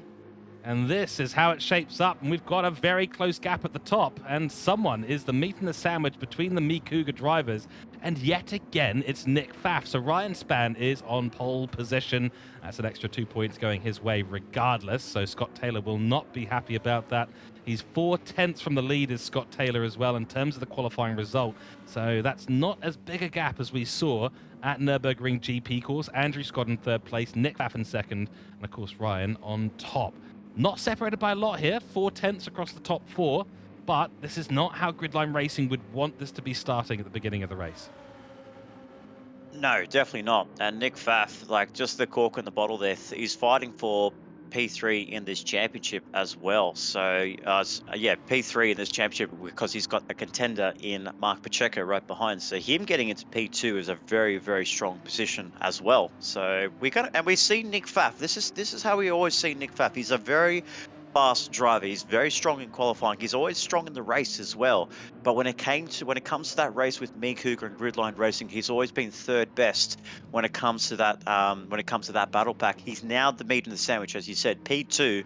He needs to get the jump off the line. He needs to fight Ryan Spann as early as he can so he can get into P1 and really hold up the Cooke boys, so that way Gridline Racing can come back and get themselves into that contention for that team's championship, because Nick Pfaff is a man on a mission here. The reigning champion is not going to be holding on to that title anymore at the end of this season. But if there's one lobby to prove your worth and why you are the last season's championship, this lobby, this round, is going to be the key one for him. Certainly will be, and of course Nick Pfaff is 16 points away from Scott Taylor as well, so if this doesn't go Scott Taylor's way, Nick Pfaff's going to be within shooting distance in the final round of the season, and that's going to be absolutely massive. So for Scott Taylor, this is critical. For Nick Pfaff, this is critical. And I thought I'm getting a deja vu here with Andrew Scott in 3rd place. Nürburgring, dive up the inside turn 1, gets the position early on. I feel like we might be seeing some Andrew Scott shenanigans at the beginning of this race. We shall see. So predictions here. Obviously, Ryan Spann needing to have a really, really good start at the beginning of this race. But I tell you what, if he's not able to get that good start, that inside line that it'll have could be attacked very, very easily. This is much the same as the Nürburgring side of things. That turn 1 can be attacked very, very early on. So if Andrew Scott ends up on the wrong side of Nick Pfaff could be opened up for a lunge, maybe into turn 3, maybe into turn 5. Absolutely, yeah. But I can't get past. I can't go past Ryan Spanning. He's got clear air. We've seen what he's like when he gets off the line. Off the line, he's got a really great launch on that car. Obviously, probably equal best to what Scott Taylor can do in his Honda Civic. So I can't go past Ryan Spann. But I'm not counting my eggs out of the basket for Nick Pfaff to put on a great performance here tonight. I feel like the Astor Racing need that solid performance, and they need that performance from Nick Pfaff to really show the top two in this championship, me, Cougar, and Gridline, that Astor are here to play, and they are here to showcase why they are defending champions.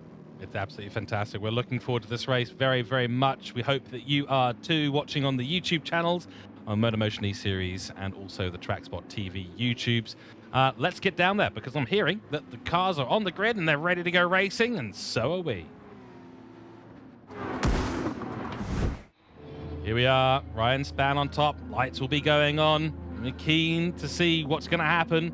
Inside line for first position, and we're away racing. Green flags are out. Decent launch off the line for Nick Pfaff, in fact. So he's actually got a really good run there. He will be ahead of Andrew Scott. Will there be a dive down the inside? He's going to try around the outside. Clever thinking by Nick Pfaff. He'll have that inside line for turn 2. Not able to make anything happen just yet. Scott Taylor attacking Andrew Scott in the background as well. And these four at the top are separated by absolutely nothing at the beginning of this race. There's the lunge from Andrew Scott. It's a messy one. It's a very messy one. He's forced his way through, uncharacteristic of the 787 man who flies high in expectations and standards. Not finding that today in that corner. Nick Pfaff is dispatched though and will find himself in third place. Oh, I feel like that might be a trip to the steward's office though for Andrew Scott. We shall see. Scott Taylor now trying to make his way back up to the rear wing of Nick Pfaff. He's got Dubzito. Michael Brill just tucked into the rear wing as well. And there we go. Nick Pfaff wants to attack.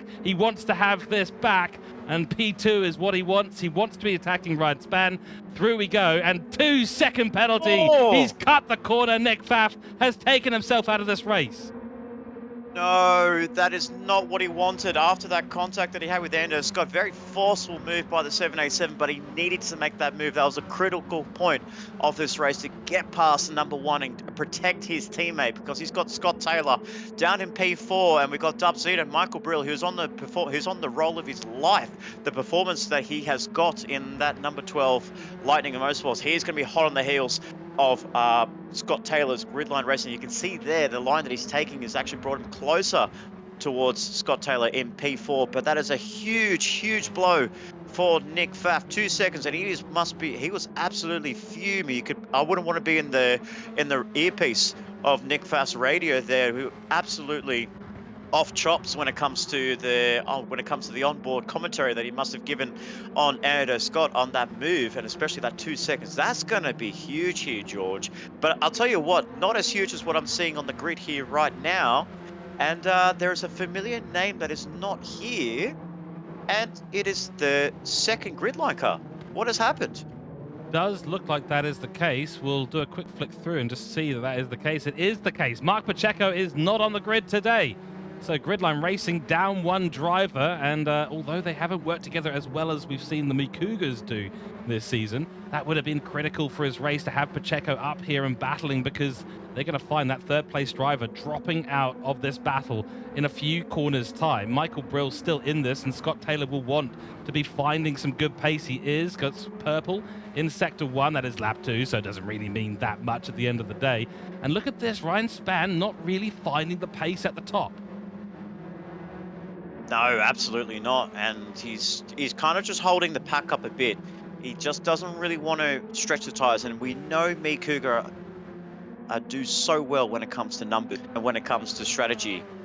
Ryan Spann is running to a number. I feel that his teammate Ando Scott, he knows he's the team leader. We can see Nick Pfaff has served that penalty right now, and that is sayonara goodbye to those positions there.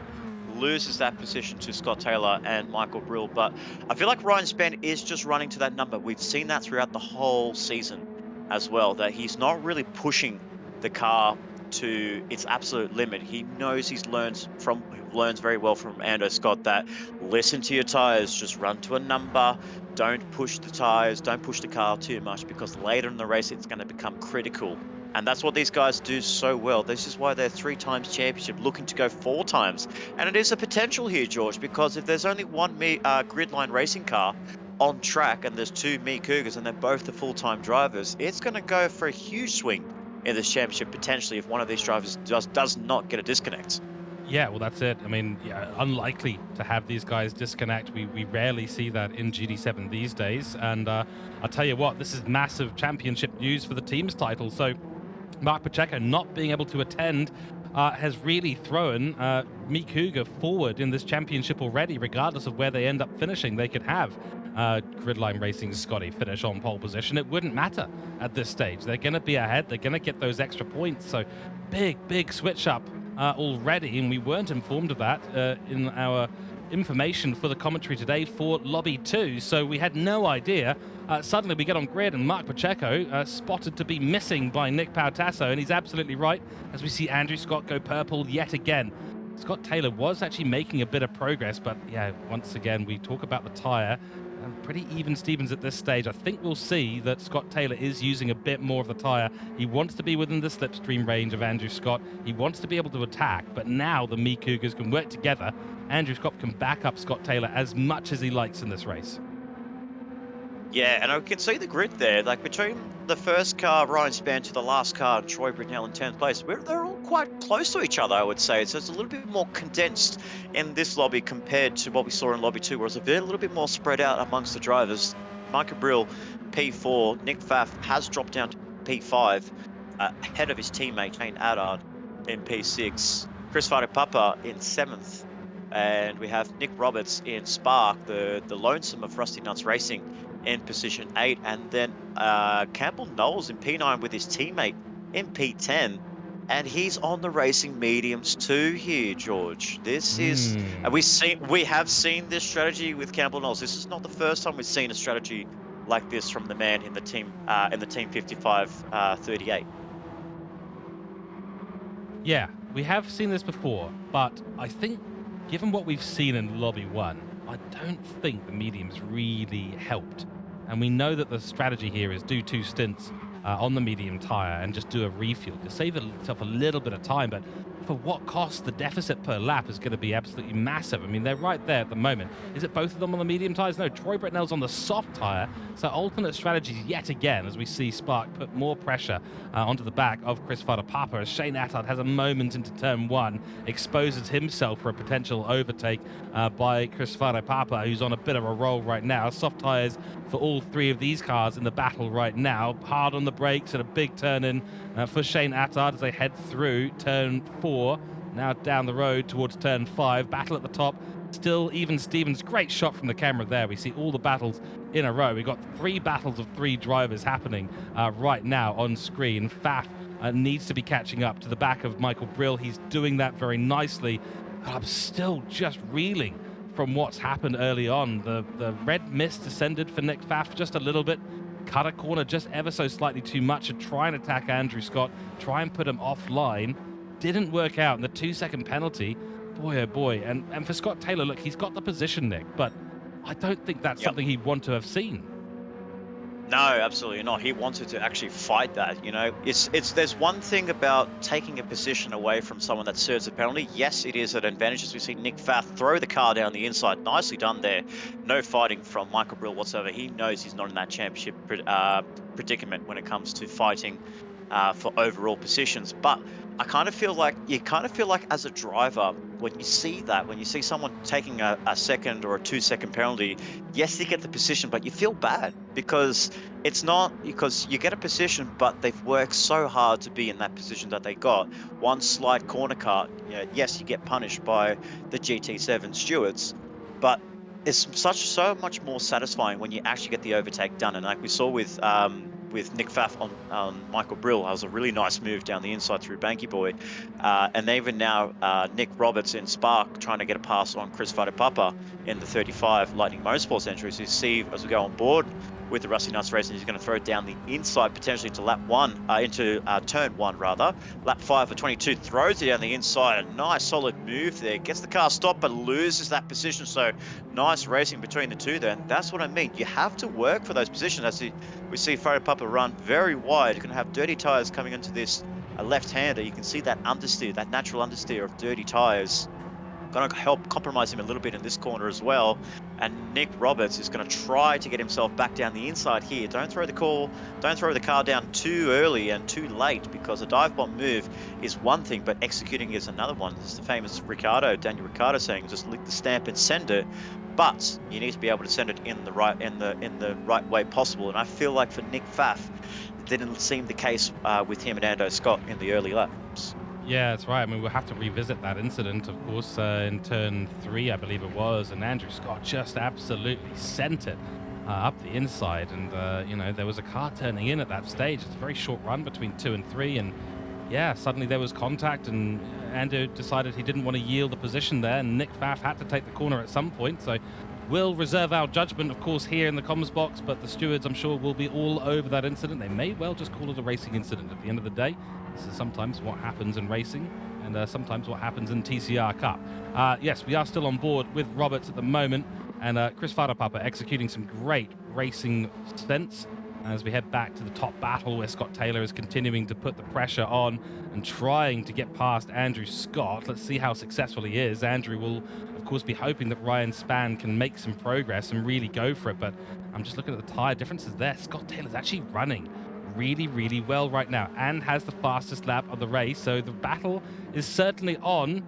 Maybe not for the team's championship right now, as we're going to see Cooke start to make some progress. But I tell you what, we will see Scott Taylor attacking the Cooke drivers in the next couple of laps as we barrel towards the first pit stop of the race. Going to be a critical one. A note as well on Nick Pfaff. I think, you know, having him up here in the battle, you tend to want to be the last driver in a series of cars, because when that third or second place person decides to go for the overtake, causes a little bit of trouble, a little bit of headache for the other drivers. You will be wanting to be right at the back of that to take maximum advantage. So I think that would have also been a good opportunity had Nick Pfaff had the pace to get past Andrew Scott again, which it looked like he did. Then you would have seen Scotty trying to make that attack and make something happen from it. So that's yet another thing as a result that Scott Taylor will probably be not particularly happy about, missing Nick Pfaff ahead of him. Yeah, and I feel like I'm now looking at the deltas between Scott Taylor and Nick Pfaff. They are kind of relatively close, and Nick Pfaff is, I feel like, is closing a little bit of that margin now, getting past Michael Brill. He's starting to get himself back, potentially maybe in the second or third stint of the soft tire phase. They might be able to get himself back into position to potentially battle for P3, potentially battle to be on the podium at the end of this race. But Nick Pfaff with clear air, we know what he is. We know how good he is when it comes to fast laps and setting records here in MotorMotion E Series. When it comes to lap times, we know how strong he is. He's got that clear air now, and he can just run his own race to try and see if he can work up a strategy to bring himself back into this top 3. Yeah, going to be tricky though, and we know that, you know, exhausting your tires in a race like this is only going to cost you time in the long run. So once you make a small mistake here at Lago Maggiore, the longer lap time and the pretty settled strategy, you know, you're going to do 3 stints. You're going to do all of them on the soft tires. Seems to be the most agreed upon strategy at the moment. Yeah, if you're not there in the positions, if you get those penalties, I'm not sure there's going to be a huge amount he can do to recover that isn't going to massively cost him in terms of his lap times. That said, at the moment, let's see, across the line, 204.6 for Scotty, and it's a 204.8 for Pfaff. So he is actually losing time at the moment. The tyre life looks to be pretty even, though, I have to admit. Pfaff doesn't seem to have been using more tyre at the moment, so he's just using his natural pace at the minute. Andrew Scott getting a really good run through 2 and 3, now putting pressure on Ryan Spann. He's gone off track a couple of times last lap, dipping his tyres onto that gravel, which is not doing well for his grip, and all of them dipping the tyres as they head through turn 4 and now barreling down to turn 5. Are we seeing Scotty now maybe dropping off in terms of his pace? I think we might be. It's a 204.4 for Andrew Scott, 204.8 for Ryan Spann, and that 204.6 splitting the difference between these two. Andrew Scott is eager to push his teammate forward and say, go lad, go son. Yeah, he's pushing his teammate there. He was probably one of the slowest drivers out of the top three. Yeah, well, actually, he was at 2:04.8. So as we saw, Nick Pfaff's there at 2:04.8, but he's down in P4, well out of the picture at the moment. But you can see now these two Me Cougar boys, they're literally pushing each other. As you can see themselves on the back straight, they are really motivating themselves. And as you called it there, Anders Scott's just trying to push Ryan Spann to a gap to say, let's go for it, let's run away, let's use these tires, because whether these guys come in the next lap or two could be a very deciding factor in this race here, because we saw the lap number was around about lap 7, lap 8. We saw the first pit stoppers in lobby 1 pitting on lap 7. These guys look like they could definitely go for at least another lap or two, but see if they all come in at the same time. Who maybe one of them might try an undercut. If one of them's going to try an undercut, I have to think about this man, Scott Taylor. It's a perfect position for him to try an undercut. It is, but then he'll lose the slipstream for a period of time, and I'm not sure if that's what he wants to do with two Me Cougars that'll inevitably be on the same strategy. And if they're getting slipstream off each other, if they're pushing each other ahead, I think he just wants to copy the strategy right now and try and beat them on pace Looks like, yeah. later on in this race.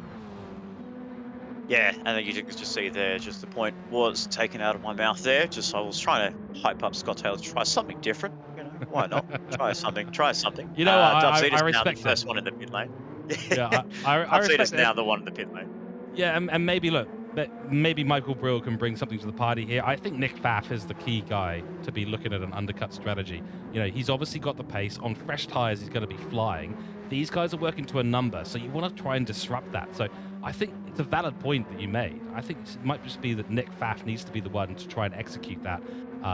As otherwise, yeah, Scott Taylor, if he loses the slipstream here, he's got no one to work with in the rest of this race, and I think that'll be a bit of a disaster. One quick note here, he does have more fuel than both the Me Cougar cars. Yeah, and that could be really crucial, as we saw in Lobby 1, how much the fuel makes a big difference. That we almost saw Andrew Burke take the victory away from Luke Stone just by having more fuel in that final stint, going into that final stint, rather. So it really brought him close to that, to the fights for P1. But now the fight for P1 is between the two Me Cougar driver development drivers in Ryan Spann and Ando Scott. What does Ando Scott do here? Just a simple bump draft into Banky Boy. Come on, Ando, just go past him. Why don't you just do it? Why don't you just throw up it? Why don't you just throw on some competition here? There we go. We might throw an inside move there through Banky Boy. He says, there you go, Nick. I'm going to show some entertainment here for you for Lobby 2. But it's just hanging back. I feel like he is doing the right thing. Obviously, as a teammate, not in the championship fight, you are doing the right thing, protecting the man that is holding the championship lead by 20 points over Scott Taylor. But it is kind of getting to that point that if Ryan Spann holds on to position, and even if he drops down to P2, P3, he's only losing points, only losing a couple of points to Scott Taylor. But in that sense as well, it's one more round to go. If all Ryan Spann will really need to do in the next round is potentially show up, as we finally see the first pit stop is in the Me Cougars and Scotty Taylor, and the fuel numbers are very close here between that top three. I feel like 2 rounds to go, there's a big gap between Ryan Spann and Scott Taylor. So if you were Ando Scott, you may as well just go for it. Have a bit of fun in the last couple of rounds. Yeah, you know what? Why not at the end of the day? And, you know, we don't want to call anything over in this championship just yet, as we see the only car to carry on a lap will now take the lead of this race as Campbell Knowles trying a pretty standard reverse strategy that he does have a bit of a, you know, becoming a bit of a stereotype, I think, for Campbell Knowles. He tries these alternative strategies where he's able to, you know, mix things up a little bit, and I quite like that. I like that about his thinking. Has it worked out every time? No, it certainly has not. His lap times are sort of indicative of him not making a huge amount of progress today. And look at that! Andrew Scott and Ryan Spann have fueled up the cars to much more than Scott Taylor, and he's now in the lead of this race. Wow, and I just saw that as you were talking about Campbell Knowles. I was just looking at that tower, that leaderboard, and Scott Taylor came out with 78 litres. Ando Scott 6 litres more and 84%. So that's 6 litre difference. There's a couple of seconds in the pit lane, and you can see it on track there as well. That is 2 seconds between Scott Taylor and Ando Scott. Now, up to Scott Taylor of what to do here. He has to stretch his legs. Ryan Spann has been the worst victim out of this, going from P1 to down to P3, provisionally P3. Scott Taylor inherits the lead after Campbell Knowles takes his pit stop rather. But Ando Scott still the meat in the sandwich there in P2. but he had more pace, he had more confidence than Ryan Spann in that first stint, George. So I'm very keen to see what Ando Scott can do now. Now he's been let off the leash and he's going to go try and get close up to Scott Taylor in P1. This is going to be a fascinating race. Yeah, critical for Ando to try and bring these two back into the slipstream range. So now Ryan Spann can use that slipstream to stay close to Andrew Scott. And Andrew Scott will have the pace now to really reel in Scott Taylor. We'll see what these lap times are after this out lap and on the next lap. So that'll be lap 10. We'll get an idea of how fast these guys are going. But yeah, with the low fuel, Scott Taylor can now sort of work to build this gap. He can go into qualifying mode, Nick. Yeah, absolutely. And the thing is, he actually had some really good tires. As you brought up in that first stint, he had better tires than the Me Cougar boys. So he wasn't really be able to use that as much because he was kind of running in the dirty air of the Me Cougar 787. But now the clear air, clear track, can really hone down. He's got the fastest lap already, so that's going to be some motivation for Scott Taylor to keep that fastest lap and try and extend it. But even the gap now is kind of staying the same there between the two drivers, between himself and Ando Scott. Ryan Spann showing the nose down the inside to try and see if he can get past his teammate. The last thing he wants to do is make contact with the 787 and lose more time to the 37 grid line racing driver. Yeah, they need to be patient. Ryan Spann needs to be patient. Let Andrew Scott's speed pull you along. Don't compromise your line. That way you stay in the slipstream and you keep with the driver ahead. If you're not doing that, you're not taking advantage of the speed that Andrew Scott will have. And this is the lap that's going to tell the tale. What's the overall pace difference between Gridline Racing's Scotty and Me Cougar's Andrew Scott? He's already gone purple in Sector 1, so he's on a flyer. He wants to put this pressure, needs to reel in Scott Taylor as soon as possible to bring his teammate back into the point where he can maybe make an overtake and get the lead of this race again. Not going to be a critical round for Ryan Spann if he doesn't get back into first place, though, Nick. I think that's critical to mention. This is critical for Scotty to win today. If he doesn't win today, that's going to be it. Ryan Spann will have too much of a lead for him to catch unless he DNFs. I think even that would be a stretch at this stage. So it could well be Ryan Spann bringing the championship home for the Drivers' Championship today, assuming that Scott Taylor does not win the race. So Scotty has to win the race today. This is critical for him. If he doesn't do it here, he's not going to do it this season. No, absolutely. And I feel like that's right. Like as I mentioned earlier, Ryan Spann can kind of like keep himself in that position so long as he's now let Ando Scott go through and he can challenge Scott Taylor for the victory.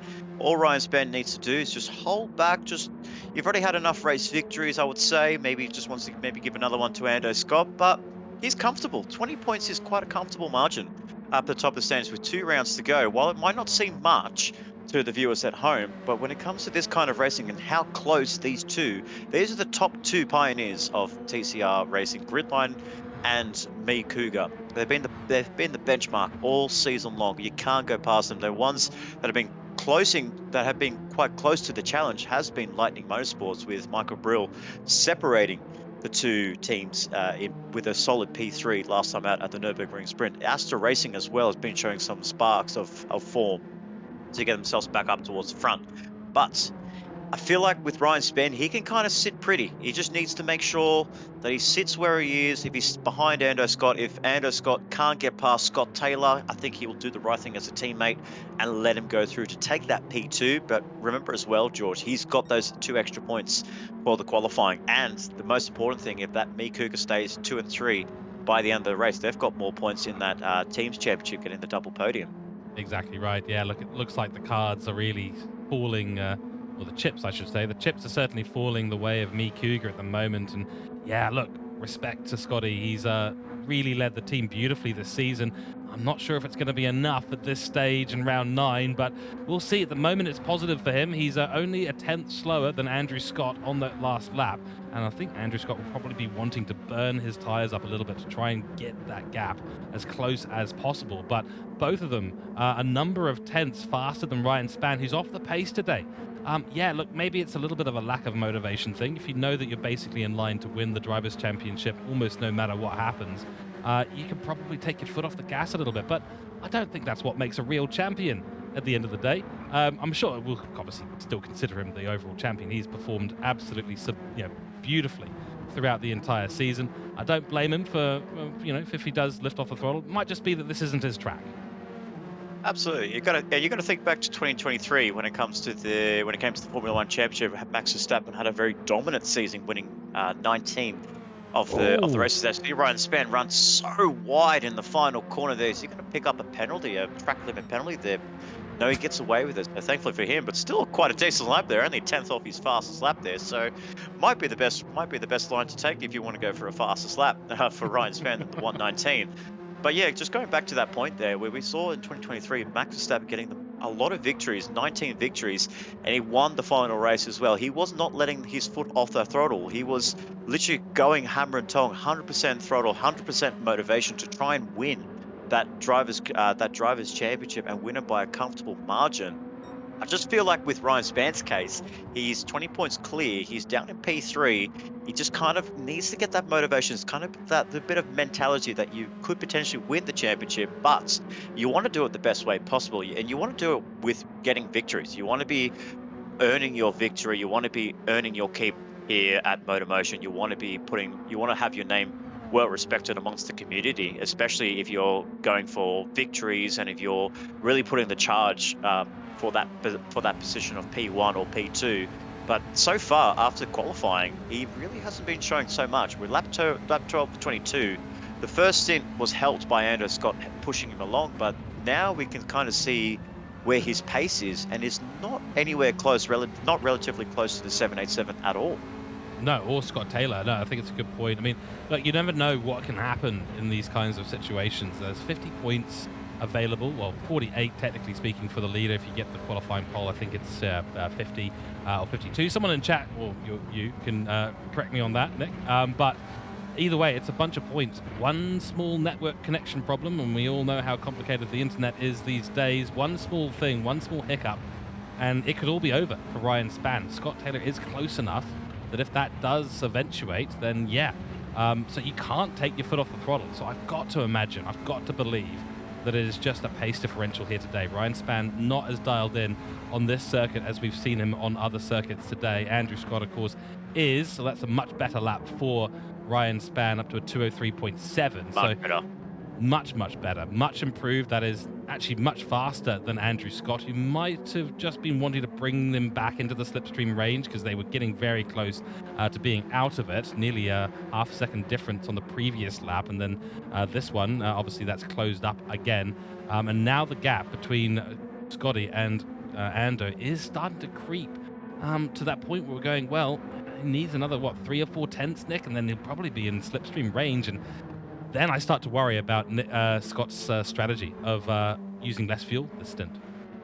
Yeah, but we have to remember that the gap between the fuel numbers 78 and 84, you're looking at around about 2 to 3 seconds, and that's what Scott Taylor. I can picture in my head. He's looking at the delta between himself and Ando Scott. He's looking at to try and get into that number, 2 seconds, 3 seconds. I need that. I need that number. I need that comfy margin to come into the pit lane and fuel up with no problems at all. But what I noticed there, Ryan Spann, much better lap time there, fastest out of the top three. Closed up a little bit to Ando Scott, and Ando Scott was actually slower on that previous lap compared to Scotty Taylor, 2 tenths off the pace of the Oh, 37. It's gone deep, and that's going to ruin his chances of holding on to that P1 with Ando Scott now going past the 37, and that is a huge moment in this race here. 13 of 22. Ando Scott now inherits the lead, and boy, oh boy, what this has changed everything, George. everything has changed in a moment, and that's what we were talking about in terms of the Drivers' Championship. That's what's happened in the Teams' Championship. TCR truly bringing us the crazy, chaotic action that we absolutely love to see. But for Scott Taylor, it's a disaster. I mean, running a little bit wide at turn 11 is the last thing you want to be doing. It's the kitty litter out there, it's the gravel, it's the slow stuff. And now he's under pressure from Ryan Spann as well, and all the lead that he had and needed to maintain to make this strategy work is out the window, and that's it. He's lost second position as well. Yep, and that's gone. Or contact made between the two title contenders there, Ryan Spann and Scott Taylor.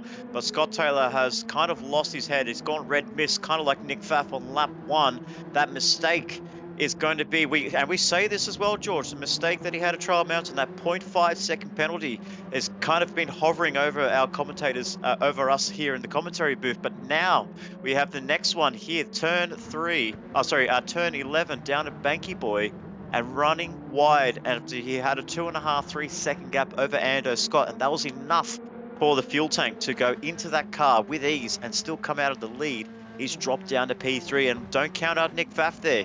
He's right behind there. He's only about 5, 6 seconds behind, but he's been showing some great performance here. 2 minute 3.8 as his overall fastest a couple of laps ago. So he's going to be one that's going to be a dark horse here to try and get himself back up to P3 if Scott Taylor keeps making mistakes. But this is a huge, huge blow in the fight for the championship. That's right. Not only the Drivers' Championship, but the Teams' Championship as well. It really kind of sealed itself with missing Mark Pacheco. It's an absolutely gutting moment for Gridline Racing. But at the end of the day, I think Gridline Racing they'll still take this. They'll take second in the Drivers. They'll take second in the Teams' Championship. They've been on an absolute charge back of form. Let's just think back, Nick, 2 or 3 years ago. Gridline Racing were always perpetually in the competition. They had some really good results over in the GT3 Championship. I believe that was with, I think it was with Scott Taylor and another driver whose name escapes me at the moment. But they had a couple of really good victories through the season, and they've just been getting better and better and better. Scott Taylor has been getting better and better as a driver. Ryan Spann, he is dancing with the devil at the moment. Yeah, there goes Nick Pfaff in the pit lane. So this could be a crucial one here, George. He's playing the undercut here. He knows he's in striking distance of these two, Ryan Spann and Scott Taylor in P3. Nick Pfaff pulls the undercut wildcard here and see what he does here. This is what we've been calling for. Someone needs to go for that bold strategy, and I feel like Nick Pfaff is going to be the one to do it. And if 15 liters going on the car as the fuel tank goes up, is potentially going to be looking towards a full tank of fuel here, but this is Nick Pfaff's time to shine. It's time for him to go full send, qualifying laps, try and get that qualifying lap masterclass that you put in your qualifying to get yourself P2 on the track. But it is Nick Pfaff's time to shine, to see if he can close up on and to do anything to close up on these top three, because the top three are pulling away. Ando Scott is not really pulling away this much, but not so much in this stint. He's kind of trying to back up a bit to try and help his teammate in Ryan Spann, but Ryan Spann is really under the weather here. He's trying to hold on to P2, but we can just see the small mistakes that he's making. Is just running the car wide, not getting the performance that he needs. He's gone defensive there on Scott Taylor. So I think to our earlier point here, Ryan Spann is definitely not comfortable around here, and Scott Taylor knows. Oh, and that's nearly a bit of a close call there between the two drivers. You're absolutely right. And Scott Taylor will smell blood in the water. We know he's got the pace here. I mean, look at the gap that he had. He was doing equal laps to Andrew Scott. He's got the pace here today. The car's set up absolutely beautifully for him. It's just the fact that he's now being defended against once again in this race that is going to be slowing him down this race. He's eating all of that dirty air that Ryan Spann is spitting out from underneath the rear diffuser. So it's a disaster situation for Scotty, and we know the pace that he's got. So really gutting at the end of the day. We're on the 15th lap, coming up to the 16th lap of this race. Wind picking up at the Lago Maggiore circuit as we see another wide apex for Ryan Spann. He's not comfortable there. Here come the pit stops yet again from these guys. So let's go through the field. Yep, there you go. 9, 10, 4, Nick. Yeah, that was the one we were looking for. If Scott Taylor held onto the lead there, he came in with 4 liters compared to Anderson. That's 5% fuel difference when Ryan Spann on 10.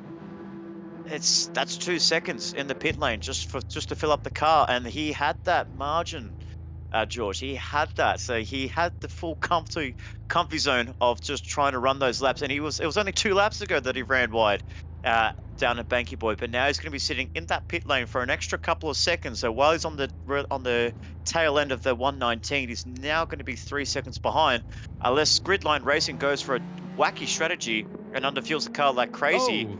Doesn't look like to be the case. So there's the two Cougar boys come side by side, literally inside of each other. The ghosting mechanism working perfectly. If that was real world racing, that would be an unsafe release from one of the drivers there. But my goodness, Ryan Spann out of nowhere, that 1% difference in the fuel tank.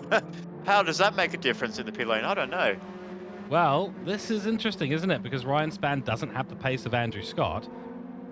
So There's Nick Pfaff.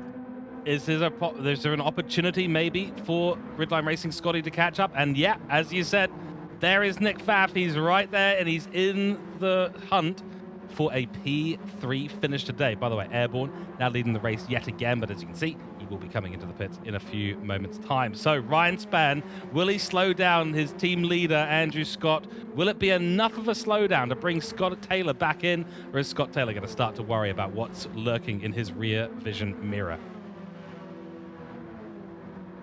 Yeah, and I feel like with Nick Pfaff, he just needs to get laps to try his absolute best to close up to Scott Taylor.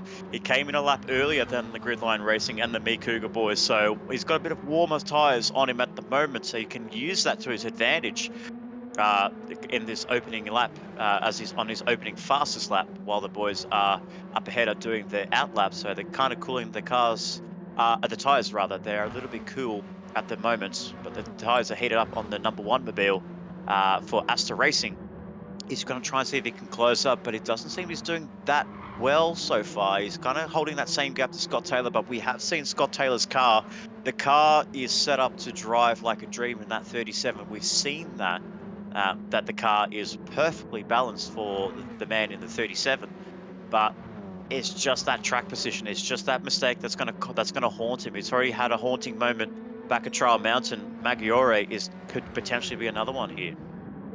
Oh dear, the list of what could have been for Gridline Racing starting to stack up this season, sad to say. The 0.5 second penalty, Trial Mountain, turn 11 in Lago Maggiore. Mark Pacheco not here today. So it is all stacked up, and unfortunately for Gridline Racing, really the chances they've had have slipped through their fingers. Absolutely gutting that we couldn't get a replacement driver for Gridline Racing, or they couldn't get a replacement driver today, just to eke in a few of those more points. But we'll be seeing a different set of points at the end of this, actually, Nick, as we've been told by our race admins. These results, not the the results that you'll see at the end of today's stream will include the drop rounds, the worst results throughout the rounds 1 to 9 for all the drivers. So we may see a slight switch up in the distances between them. As it stands right now, what we've been saying, it still counts, 20 points between Ryan Spann and Scott Taylor, 4 between Cougar and Gridline, and we shall see those gaps grow today. I feel like Scotty is closing up a little bit here. Just a little bit. He's put the hammer down. He's gapped himself between him. He's gapped Nick Pfaff down in P4. He's closing up just a little bit to Ando Scott 787. He doesn't want to give up, and this is what I love about Scott Taylor in this TCR championship. He always packs a punch to the big team in Me Cougar Driver Development, as well as his teammate Mark Pacheco. But he is a man that just doesn't give up whatsoever. He's just got a bit over 5 laps to go till the end of this race to try and close up to the Me Cougar boys. But he knows he can do it. He's got the pace, he's got the consistency, and we saw that in those first 3 sectors. He was purple. But we'll have to wait and see how he goes on the final corner going into the pit straight to see if he actually can take the fastest lap set by himself, of course, down in P3. So we'll see as he comes across the start finish line. He's just gone past the 2-minute mark there. The start finish line is approaching, and there you go. There's another fastest lap for Scott Taylor. He's closing the gap between himself and Ando Scott and Ryan Spann. Ryan Spann has not had the pace so far in Lobby 2. 5 laps to go till the end of this one, and it's going to be very, very close. I wonder if Ryan Spann knows that he hasn't got pace, and Ando has got the world of pace that on him. What does he do here? Does he think that he has to let him go? Because if he wants to keep that Me Cougar 1-2, if he wants to see a Me Cougar on top, he might have to let his more experienced teammate go. We shall see. But I have to admit, I don't envy Ryan Spann's position here, having a boss chasing you down from right behind and saying go faster and analysing every little missed line. And there's been a lot, I have to say, in the last couple of laps here for Ryan Spann. This has been a messy bit of driving from him, which we're not really accustomed to seeing from Ryan Spann at all. It's been, unclean, I think is the word to be using here. But he's got a bit of pressure on him with Andrew Scott bearing down on him. Whether or not they reverse the situation here, I'm not sure. Is there going to be enough time for Scott Taylor to get within shooting distance? And even then, he's got to overtake Andrew Scott at the very least. Andrew might just want to take a victory here just to have that trophy on his cabinet. Oh, that's a deep line from Andrew Scott. That is probably getting close to penalty territory. Looks like he's escaped the clutches of the stewards this time out as we barrel through turns 12, 13, 14 on the 18th lap of this race, He's round eager. 9. And he is eager, you know. I think I feel like he's in mentorship mode here. He's trying to push his teammate forward, trying to keep Ryan Spann honest in terms of his lap times. And yeah, like I said, I'd be sweating a little bit if I was Ryan Spann. This is not comfortable. Oh, it's never comfortable when you're ahead of Ando Scott in any form of racing at all. Doesn't matter if it's a TCR car or any GT3 car or a Le Mans type car. Having the name Ando 787 bearing down on you is not a comfortable sight at all. So we know he's one of the staple names when it comes to the Gran Turismo 7 community, always racing and doing a lot of league racing in Australia and around the world. Kind of shows his class when it comes to tire strategy, fuel strategy, and and now recently with the tuning sides of things, he loves that. He lives for that kind of thing, and we can see that it's been working wonders with his supercomputer and Mika Cougar driver development, getting themselves in the positions to try and get the fourth straight title back to base, back to camp in the Me Cougar team trophy cabinet rather. So it's very keen. He's very eager to get past Ryan Spann, and as I said, Ryan Spann is no slouch of his own. The two of them are probably they're been equal, I would say, in pace wise. No, not trying to put any disrespect on a recent champion for Me Cougar and Mick Hill, a very strong and competitive driver and a really talented driver, Mick Hill, but obviously not being able to commit to season 4. He is now given the reins to Ryan Spann to try and get himself a really good position, and that position could be the top step and the championship coming back to that team. Good indeed. Let's take a little look around the grid as we've had a lot of camera action on these three at the top, and looks like Nick Pfaff has dropped off the pace massively. Don't know if that's a penalty or if he's just started to make a few mistakes at 205 flat, at 204.8, 204.4. So last 3 laps have been very much off the pace for Nick Pfaff, and he's no longer in a position to really strike at the top 3. Michael Brill holding on to P5 nicely. What a boring race he's had today, but he'll be happy for P5, and he's done very, very well. Caught up in the early action as well, and yeah, he'll have a pretty big smile on his face, I think, at the end of the day. Chris Vadapapa out of the woodwork, P6. And then it is Roberts for Rusty Nuts Racing in P7, followed by Shane Attard, who's looking to make a little bit of a comeback in this race. Airborne in P9. The strategy hasn't worked out for him. He wasn't able to do anything different. He's unfortunately quite off the pace on this one. And then Troy Britnell rounding things out in P10. We're now on the 20th lap of this race, and Ryan Spann has to hold on. And look at how close Scott Taylor is now. It's 203s all the way through this stint so far for him. No bars hold. He is absolutely sending it, and he's going to bring this fight one way or the other. The Me Cougars don't want to be in a fight. Usually they use strategy execution to be out of the firing line. Today they are well within it. Yes, it's a one-man band shooting the gun at them, but if he can hit 2 birds for 1 stone, well, he'll be in a great position today. Scott Taylor is on a mission. He's on a mission. He's been the man informed there. Obviously starting well down in P4 after qualifying, so didn't have the car set up for the qualifying, but the race car looks absolutely perfect. You can see up ahead, Ryan Spann is not comfortable through the S sections there at all, and even Ando Scott is just trying to play conservative, but Scott Taylor, he can just see the mistakes that the boys ahead are making. Ryan Spann is not really comfortable taking those corners, and he's just kind of losing the grip at the front end. Ando Scott is trying to help him, trying to protect him from Scott Taylor right behind in P3, and you can just see there, just all the drivers running wide through Banky Boy. They're not taking that tight line there. So 2 laps to go, less than 2 laps to go until the end of this race rather. It's going to be very close, and I feel that this moment in the race, Scott Taylor at the back end coming towards the back bumper of Ando Scott and Ryan Spann, that mistake at Banky Boy is going to be one that's going to cost him. Yep, that will be etched into the history of TCR racing, sadly, for him. But nonetheless, it's been a good drive overall for Scott Taylor, other than that mistake. He's had the pace today. He's still got the fastest lap to his name. He's able to find ways to push this car and take the right lines and not burn up these tires. It's been very, very impressive. That is a much slower lap, though.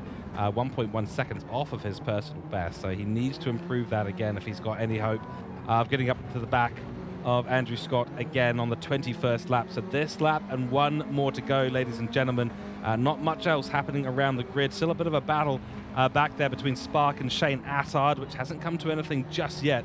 Chris Vaderpapa in P6, though, has been a monumental drive from him today. I think he might have been on the same strategy execution as these guys ahead, but he's done well on the tires. Really, really solid work, and obviously the strategy has been executed well by Chris Vaderpapa, as well as his racecraft today, holding off a big charge from Shane Attard and Roberts throughout this race, and that's why you see him in P6 at the moment.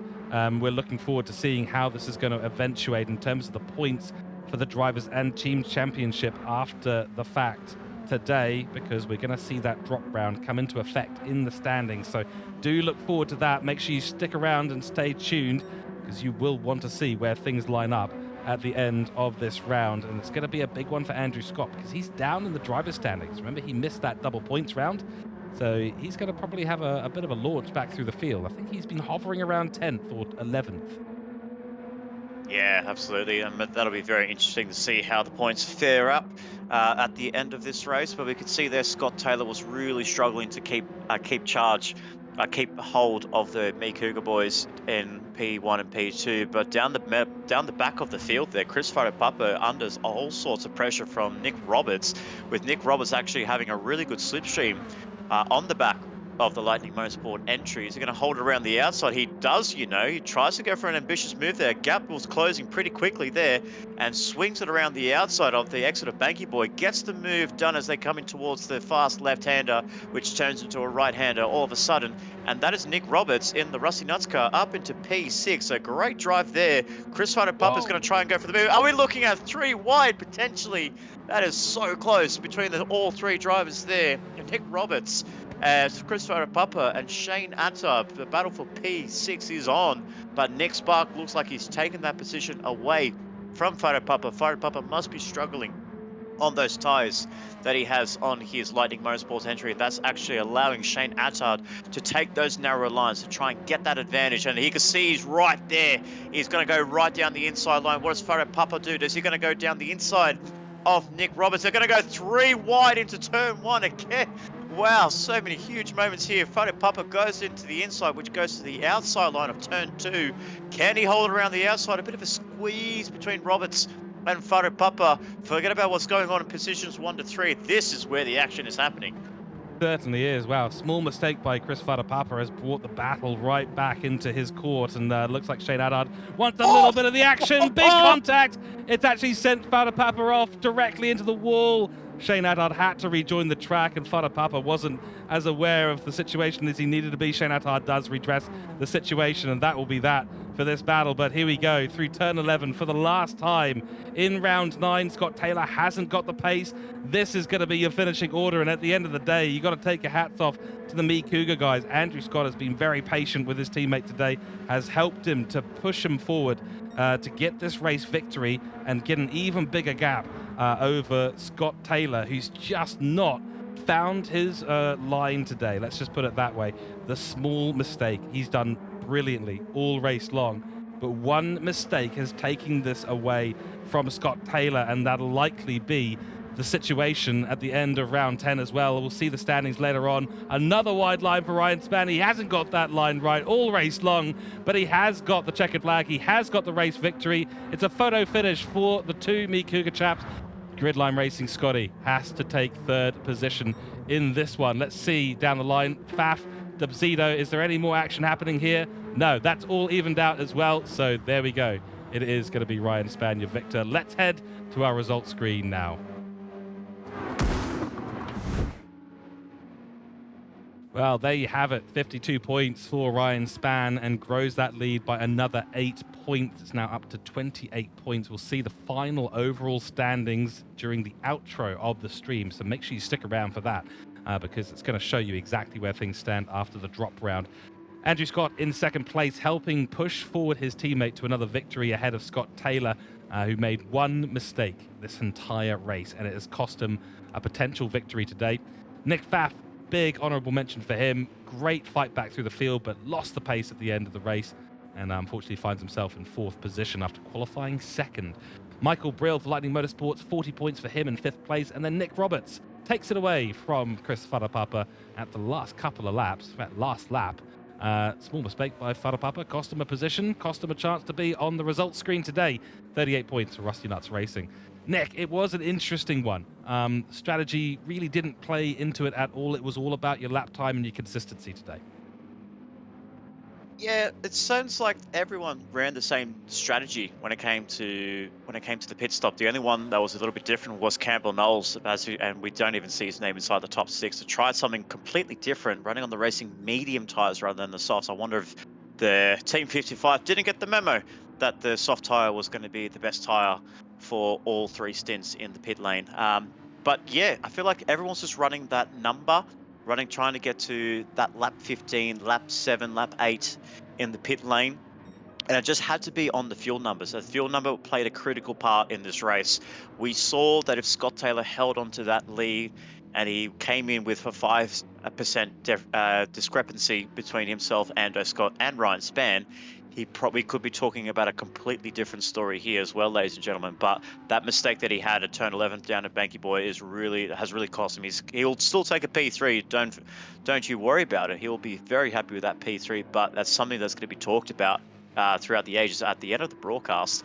But it was very close. I feel like everyone kind of ran that same strategy. And it was just all about where you put yourself on the track. How much fuel did you have in the car? What your pace was like in the final stint, what your pace was like throughout the whole race itself. Because 22 laps around here, we saw 2:03 as the fastest lap. It is a very long lap, so it's quite a demanding circuit for our drivers here tonight to really keep that perfection for 22 laps around a very tricky track.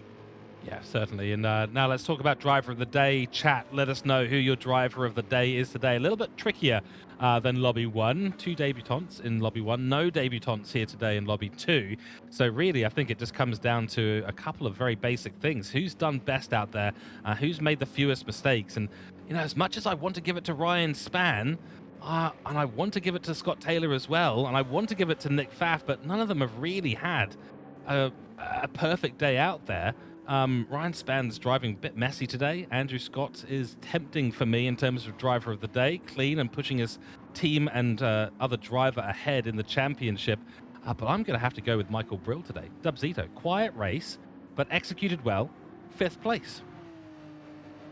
Yeah, and that's all you need. You just need a quiet race, a lonesome race. It might be the most boring race for you in the world. 22 laps will seem an absolute eternity if you're running in clear air with no battles up front, no battles up at the back. But I agree, George, especially with the with how the race panned out. As you mentioned with Spanish, just did not look comfortable at all. Ando Scott getting caught up in that first lap incident with Nick Pfaff, not had the pace. I feel like he had the overall pace to match Scott Taylor, and we saw that throughout the whole race. But Scott Taylor doesn't do it for me as well. Nick Pfaff, after running a bit of an interesting strategy, thought the undercut was going to work, but it didn't work. Sadly, Michael Brill very quiet. But I'm going to have to go different here. I'm going to throw my hats here for another driver that gets a good honorable mention here, and probably a worthy driver of the day in my name. Is the most popular name here in the MotorMotion esports category here, and you know, in the legendary commentators booth as well. I have to give it to Nick Roberts there in P6. He's but it's not just for the race himself. That last lap, those last couple laps that he had that battle with Chris Farapapa and Shane Attard was a wonderful performance there for Nick Roberts, and a nice way to finish off what was an exciting round here at round 9. So Nick Roberts is my driver of the day here for Rusty Nuts Racing after getting that move done on Farapapa and Shane Attard with 2 laps to go.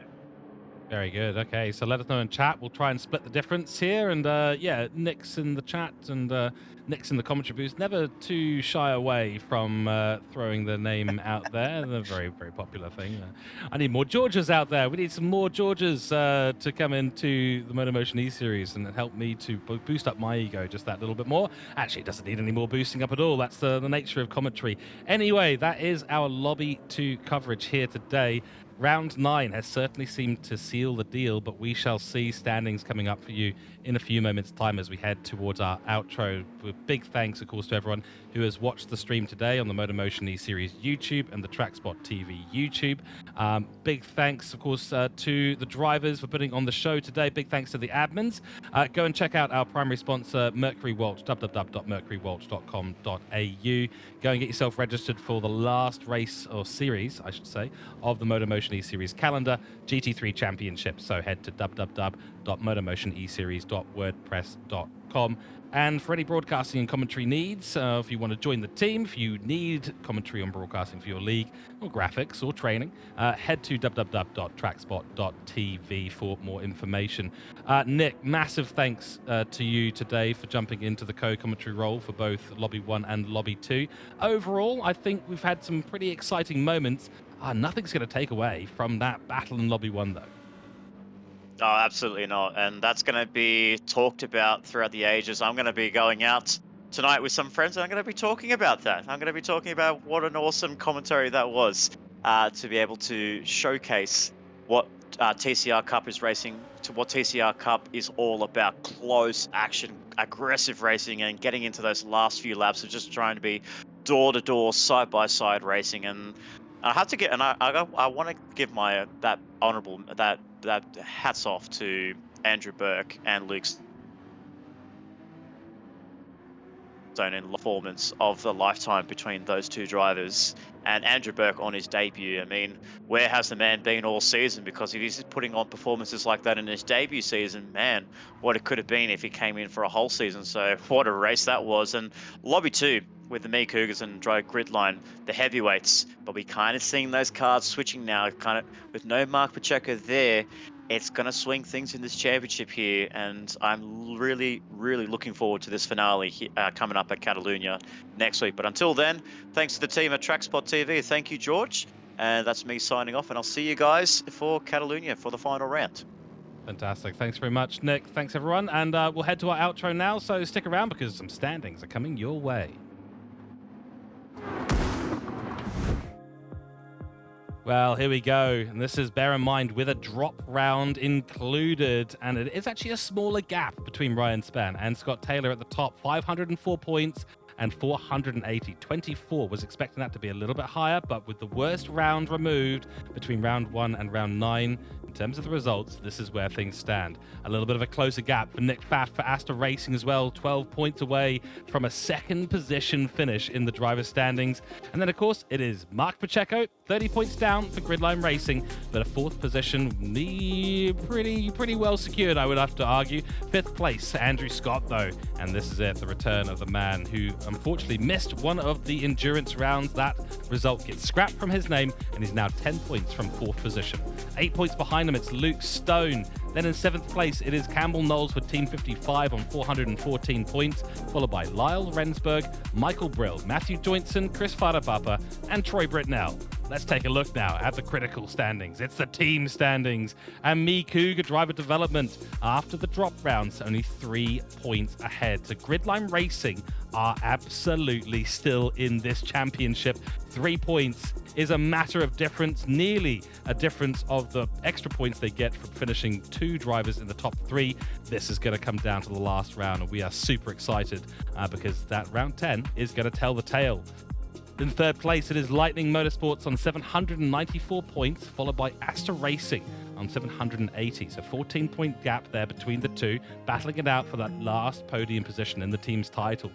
Then in fifth, it is Team 55, continuing the run of form in the fives. Fifth place for Team 55, unfortunately only on 772 points and 8 points away from a fourth place finish. Team Capital in there in P6. Then it is Hassel 1 Motorsport, CP Motorsports, Mad Turtle Racing, Rusty Nuts Racing, Black Rose, and Jamco.